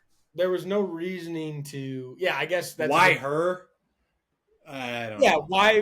Why some of them balloons and the other ones just kill them and put them in cotton candy cocoons? Because the plot demanded it. Just another clown effect. Put them in a balloon. They're not going to die. We're keeping them hostage. There was no reason. Packing a lunch for a long trip. I don't know. Like somebody said, I think in the movie, or maybe it was a little bit later. It's like maybe they're doing like they're trying to keep a few alive to like just dissect them and figure it out, and the other ones were keeping them like eating them. But these ones are like they're keeping some alive to see kind of dissect them, figure it out. But yeah, the balloon cocoon, the balloons or the cocoons. I didn't really know why they differentiated why one was getting put in a balloon and the other one was getting shot in a cotton candy cocoon. That's such a fun phrase to say, cotton candy cocoon. Cotton candy cocoon. Say it 3 times. Cotton candy cocoon. Cotton candy cocoon. Cotton candy cocoon. It's cotton candy cocoons. Cocoon. Chia. Park's closed, motherfuckers. Clown 1, clown 2, clown 3, 4, 5. Get out. Let's get not only another clown car introduction. How about we start peppering this guy with pies? I originally kind of expected that to be like acid pie, but then they kept throwing it on there. I'm like, are they just gonna suffocate him? Yeah. And then you see that no, he is dead. I loved the little clown just putting the cherry on top. Just the biggest cherry you've ever seen in your life. Just perfectly placing that right on top. Dedicated to the cause. Correct. We're back in the tent. We get to the amusement park. Dave, the Terenzi brothers, Mike, they're all getting there. They walk into the clown house, which turns into back to their spaceship tent. That's where we get the big red button. But then the Terenzi brothers fall into a ball pit, and he's like, they always land on their feet, and they're just fucking... and like what an awesome full circle moment to just have 2 girl clowns down there, and these guys are like these clowns are killing people. Yeah, they get up and they're just I don't know what they say. Are you Debbie's friends? Debbie's, are you the boobs friends? Are just growing. Yeah, because you go back. Mike's like he's like, dude, we got to get to Debbie's, and they just had none of it. Like, does she have roommates? He's like, yeah, 2 of them, beautiful, big boobs, and they're like, all right, I'm in. And then you get to the ball pit, 2 killer clowns, females, and just the growing boobs coming out, and then you see them again, and they're just covered in kisses and shit, like they were getting it on with these clowns while they're killing everybody. I am curious what happened to those clowns. I'm assuming they did try to kill them at some point. Yeah, but they didn't know how. I don't think the Terenzi brothers at that point knew how to kill them. I don't think they said. That's what I'm saying. Yeah, I don't know. How would they have gotten away? Maybe they were just. I don't know. They ran away. That's why they went to go get the car or the truck. Just a funny, like, yeah, they got their girls. Just these alien clowns, and they would probably settle for that. I don't know if this is the last one, but I know we're getting towards the back end. But another clown thing. Dave and Mike are in the cotton candy cocoon room, and you see how much it's grown since the first time. Yeah, and you're like, oh shit. Yeah, I think Mike said, like, this is the whole town, or he said, this is the whole town. Just screaming. But the clown introduction artifact, the clown straw comes out to poke it in there to drink, like this the massive, hoop-de-doo fucking. He just pokes that some bitch in there. Boop. Well, he's like, he gets in there and he's like tapping him. He's like, this one's not ripe. And then he's like, knocking on the fucking. Then he sticks a straw in there and just gets a nice little drink in there. Watching that would probably be demoralizing if you were Mike or Dave. Oh, dude, you're like, and that is actually the scene where you're like, oh, they're dead, dude. Yeah. Like, yeah. They pulled the thing off and that guy was dead. That kind of made sense. But it's like, once you're cocooned, you're cooned. Yeah. And they find Debbie. They find Debbie's balloon. I think they just replayed the same scene over and over again of her in that balloon. Probably. Why not? Save some money. They spent a lot on the popcorn gun. I think the movie had a $2 million budget. So not too much. No, pretty decent. Yeah. But, he shoots the balloon, which I think he had to do. They didn't have, like, a knife. But I guess my question is, they did not even think about saving anybody else. No. Well, they mentioned it. It's like, what about all the other people? There's not enough time. Debbie said, Debbie Debbie was the smart one. Yeah, like, what everybody else like? What about everybody? Not enough time. Yeah, we're out. And the clowns are now in pursuit. And there's a shit ton of them. Yeah, there was a lot more than you thought. The one thing I was expecting was with how many times they showed that twisty elevator door. Yeah. I was like, one of these times there's going to be a clown on the other side of it. And there wasn't. Yeah, I thought about that too. Yeah. Yeah, I thought about that too. Honestly, that's pretty good by them because everybody was probably thinking that and they never did it. So that was a good turn that we never got what we were thinking.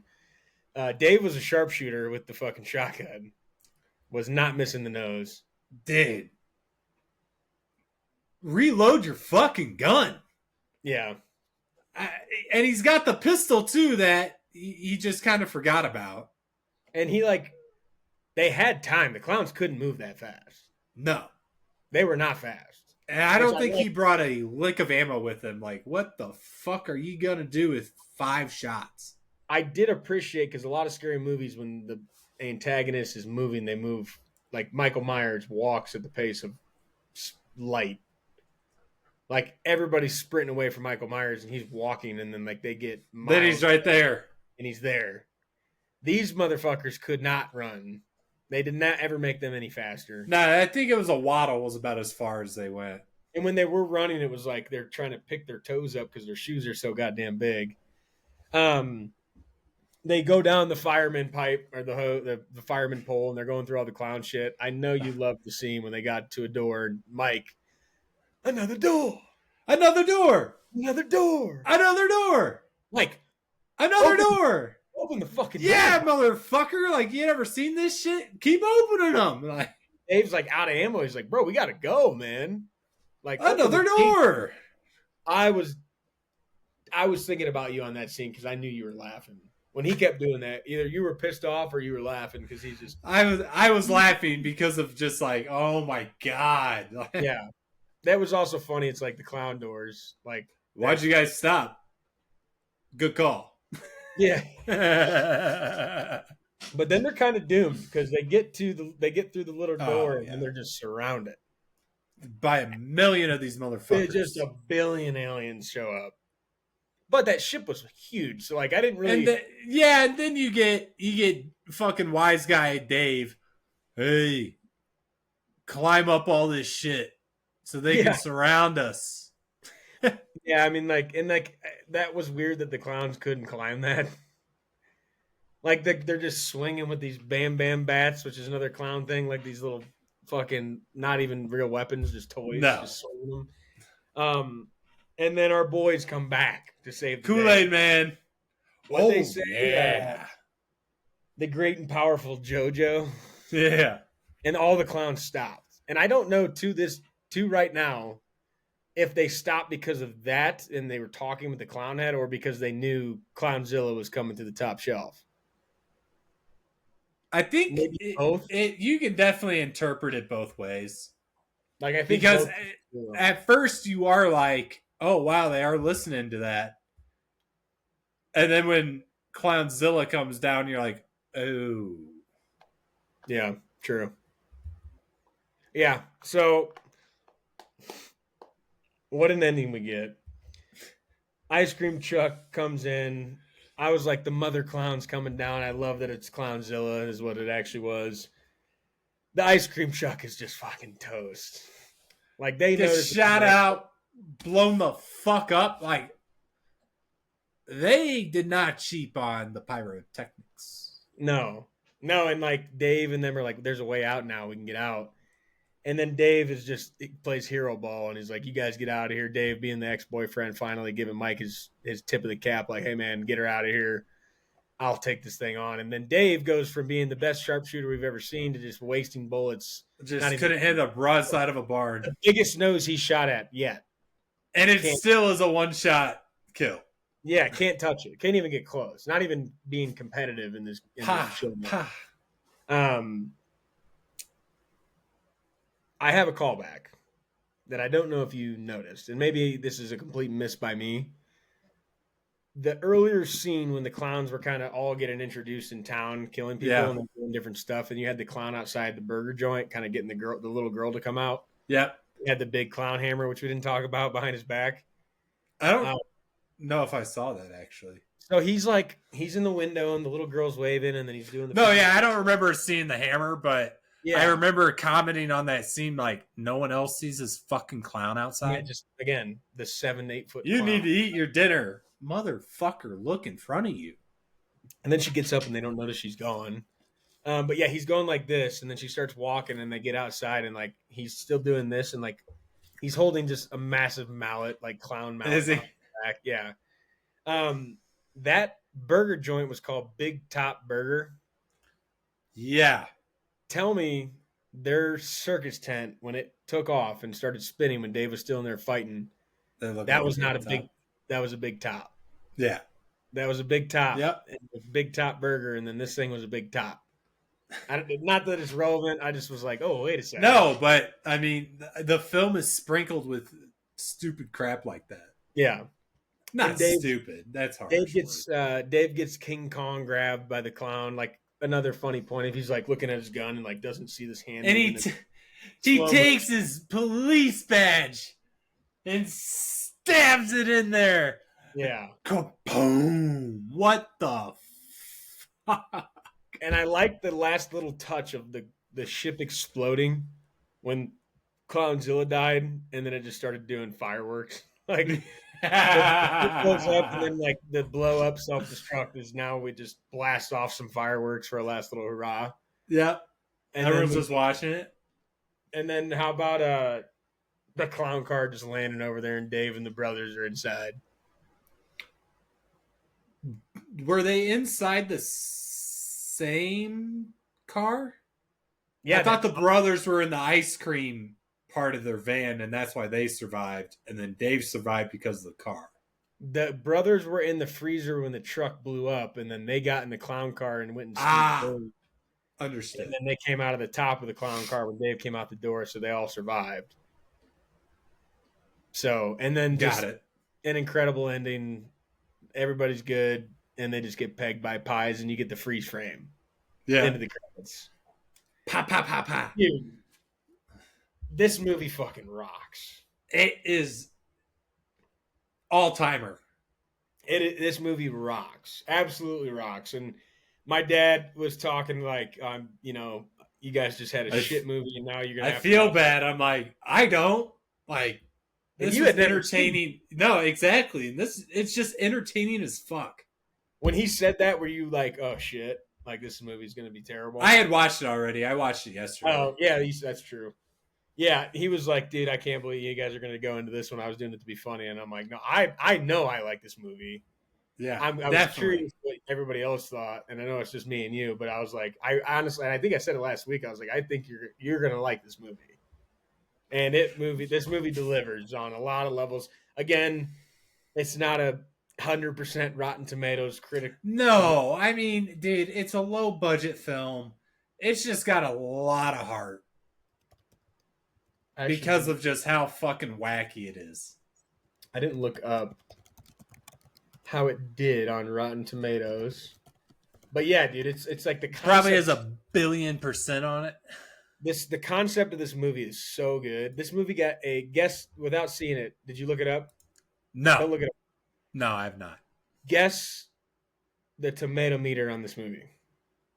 Critic or audience? Critic, tomato meter, critic, popcorn meter, audience. Guess them both. Okay. Critic meter. Let's give it a 23%. Okay. And audience, let's give it a 68. Okay. So popcorn meter, 25,000 plus ratings, audience vote, 61%. So pretty close. Tomato meter on this one. Tomato meter, we got a total of 29 reviews, so not a whole lot. 79%. Red Tomato, this movie crushed it on the tomato meter. I honestly could see it. Just like I said, there's a lot of elements and a lot of, not storyline per se, but a lot of creativity with the plot that just molds really well. I want to give you one red tomato and one green tomato rating. Review. Do you want the first, second, or third green tomato for bad review? First, second. Give me 3. Okay, I only saw the first 2. The third one is the full. The title says it all. ... and is the only reason to see this misfire. The other one. A few more eerie moments could have offset the hokiness. The body count is high, but the gore is too limited.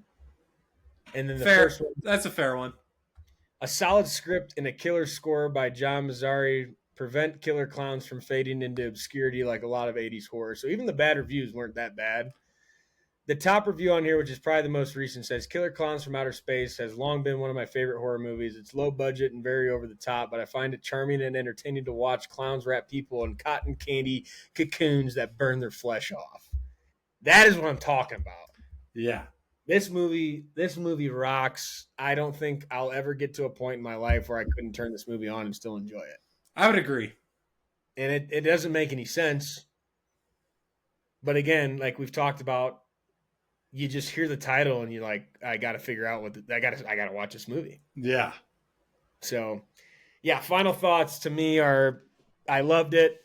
I hated 13 Ghosts. This was a good comeback. I would love for us to get either a all-time classic Halloween horror movie next or like an actual recent kind of scary movie. Yeah, I do want to dial up the scariness, hopefully, like paranormal activity. Yeah, Sinister. Like, dude, let's hit the other side of the spectrum now. What final words on the movie? Killer Klowns from Outer Space. Must watch if you haven't seen it. It's absolutely amazing, especially if you just love movies. regardless of quality, things like that. Um, it sucks you in. It is you buy in really quickly with what's going on. And you have, I don't know what I was going to say, but I have a point. I guess my moment to bitch, which I think is actually kind of funny. We have watched 5 movies in a row, I think, if you go back to the beginning of football, Jerry Maguire, that you either have to rent or you have to dig deep into some dark web to find a free stream to find it. And you get to Killer Clowns from Outer Space 1988, and this motherfucker is on Amazon Prime. Was it really? Yeah, this is on Prime. Oh. And let's just hold on. Let's see if I am an idiot. I think I sent this on Wednesday, but I was late on it. I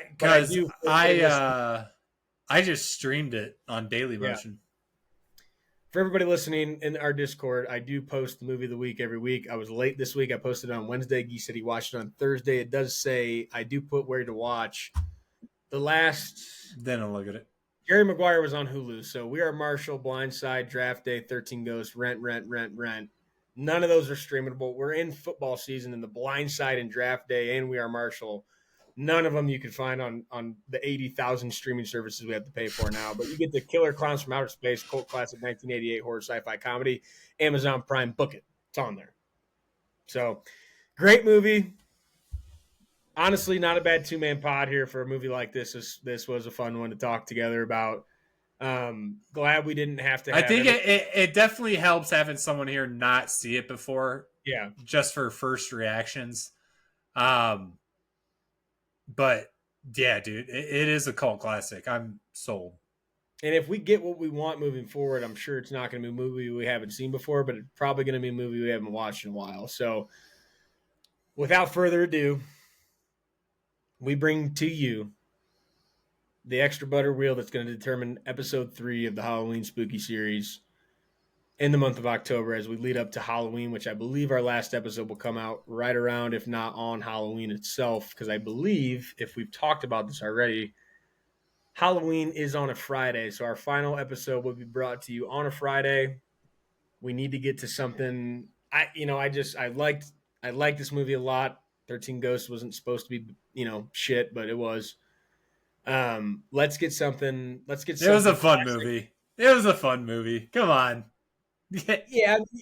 It was a really fun podcast to talk about. Yeah, that was fun to bag on that. There are a handful I haven't seen. I'm thinking if I want to go classic, or I'm thinking if I want to go modern, actually scary, and I'm thinking also, do I want to pick one of your guys' movies, or do I want to go with one of mine? You go first. I'm gonna go with Us because I haven't seen it. You haven't seen Us? Never. Nope. I'm not a big scary movie guy to begin with, and when I heard how fucked up that movie was, I was like, yeah, I'll get to it eventually. So the eventually is today, if it hits. Us. I'm going to go with one that I didn't pick. I'm going to go with one of my all-time favorites that Trav put on here that I actually forgot, and I am very glad he said it because I'm upset that I forgot about it. I'm going to pick House of Wax. That movie might not be as scary as it was, but that movie back in the day was very, very, very scary. If I had to guess, go ahead. I was going to say, let's pick 2 more to round out 4. But all right, I'll go. If I had to guess the way that this wheel's working, we're going to get like Nightmare Before Christmas, Halloween Town, or Casper, or Hocus Pocus. We're going to get something that, again, those are more Halloween related, but those would actually be Halloween movies where these two weren't. They were just more like scary based. Like this movie, I think, has a lot of Halloween touch to it. The Killer Clowns from Outer Space. Yeah. So my second guess, just off of what I think we're going to get bent over by, I'm going to say Halloween Town Disney movie. I would kind of like it if it were to go that way. The last one is like Sinister or some shit. Yeah. The last one's coming out on Halloween, so hopefully it is a scary one. I'm going to go with Paranormal Activity. All right. Absolute revolutionized horror movies, in my opinion, at the time. And before you spin it, I think me and you both need to commit to a movie before the next pod, For like to see in theaters to bring to the table. yeah, Football has been sucking the lifeblood out of us going to the movies, and the Bears play Monday, so you're probably not going to the screen unseen on Monday, and I'm probably not. no, I no. booked a ticket. I booked a ticket to try to. I Force don't myself. even actually. No, I can't. I'll be traveling to Louisville, Kentucky on Monday, so I actually get to miss the Bears game. I booked a Ain't that ticket for fun? Monday's. I booked a ticket for Monday's screen unseen to try to force myself to go, but I know I'm going to want to watch the Bears game. Yeah. So we'll see. I will commit to seeing either Roofman or, in the theme of Halloween, I will commit to seeing Good Boy. Let's see it. Because you said Paranormal Activity, and Good Boy is the like kind of dog version of that, and I've never seen a movie like that. The whole movie's based around a dog, so I'm interested to see if that movie even has dialogue in it. I want to go see Knockout. What the hell is that? That's the Rock movie. Oh, Smashing Machine. I'm sorry. I'm literally looking at the screen for AMC, and it says a Knockout. It doesn't even say the Smashing Machine until you click on it. You were close. So Knockout, Smashing Machine. That's pretty close. That's if so facto. Yeah. One battle after another actually looks good too. I heard that was really, really good. Really Yeah, good. so Yeah. I would be going to check that out. We got The Strangers Chapter 2, Conjuring Last Rites, Bone Lake is finally out. If you're watching with us, go check it out. Don't waste your money on that. The Long Walk is out now too, so a lot of good movies. And Him. I heard Him sucked, but I heard Him was good. A lot of reviews are bad, but they said the problem they had, and I actually learned something about that movie. That was not a Jordan Peele movie. It was Jordan Peele's production studio. So right. Yeah, so you didn't even touch that shit. They false promoted that shit hard. Which makes you think it's not good. Well, I heard the acting in the actual movie, like the action and the gore and some of the shit was good, but there was no depth to the movie. Like there was no, like, you wanted more. Like they wanted 30 more minutes or something. Right. So yeah, I will commit to Roofman, but I probably won't see it because I know Chelsea wants to see that. So as a Halloween guy, I will commit to you listeners out there. I will bring you a review of Good Boy, the movie with the dog. That'll be cool. Let's spin this thing. Episode 3, Halloween Spooky Series. What are we going to be bringing to the table to you next week? And Siri's or Alexa's talking in the other room. I didn't say Alexa, so I'm gonna have to go check that out. Somebody might be in here. No. Oh, come on. Bang! House of Wax, starring Paris Hilton. House of Wax. Who else does it have in it that is even remotely somebody I know? Nothing off the top of my head. Have you seen this? Let me look it up.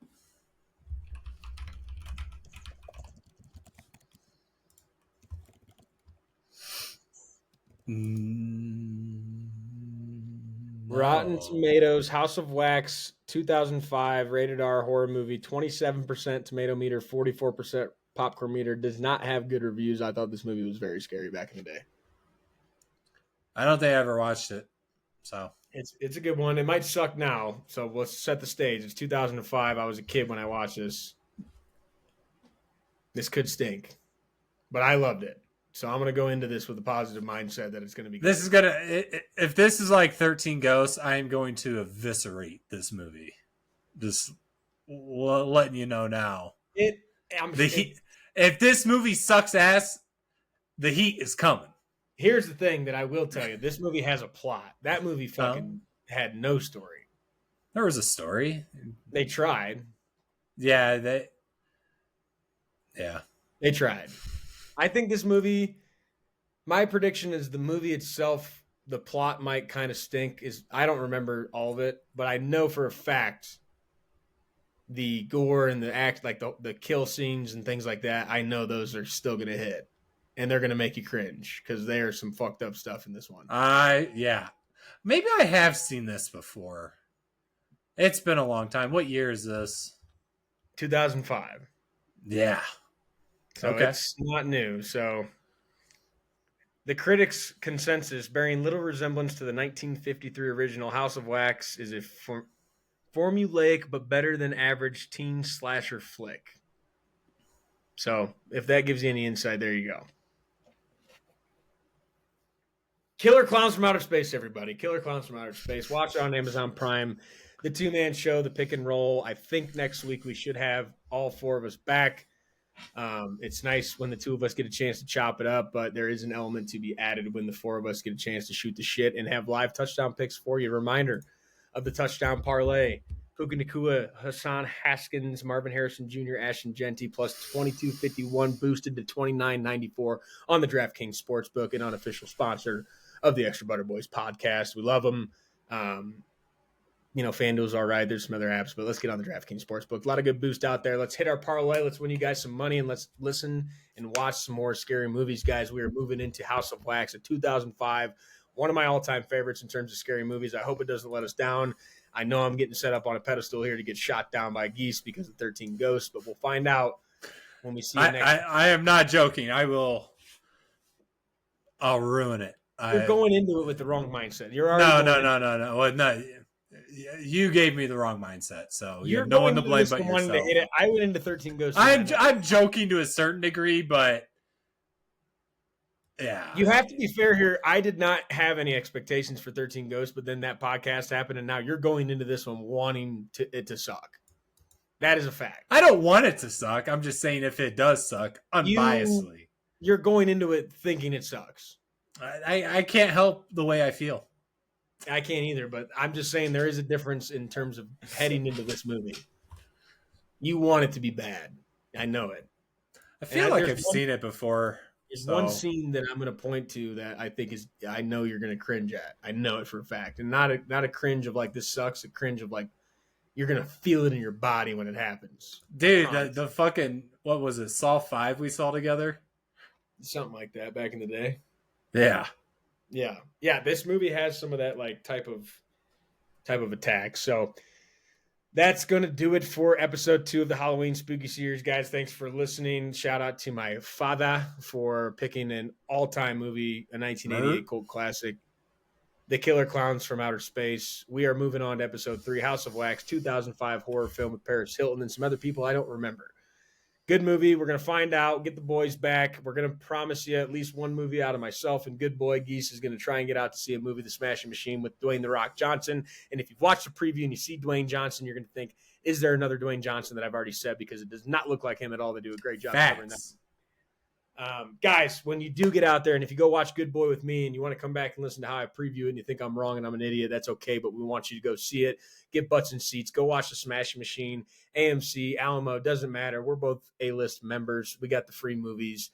I probably won't see The Screen Unseen next week, but I did book the ticket to try to force myself to go to see what happens because Roofman happened Monday.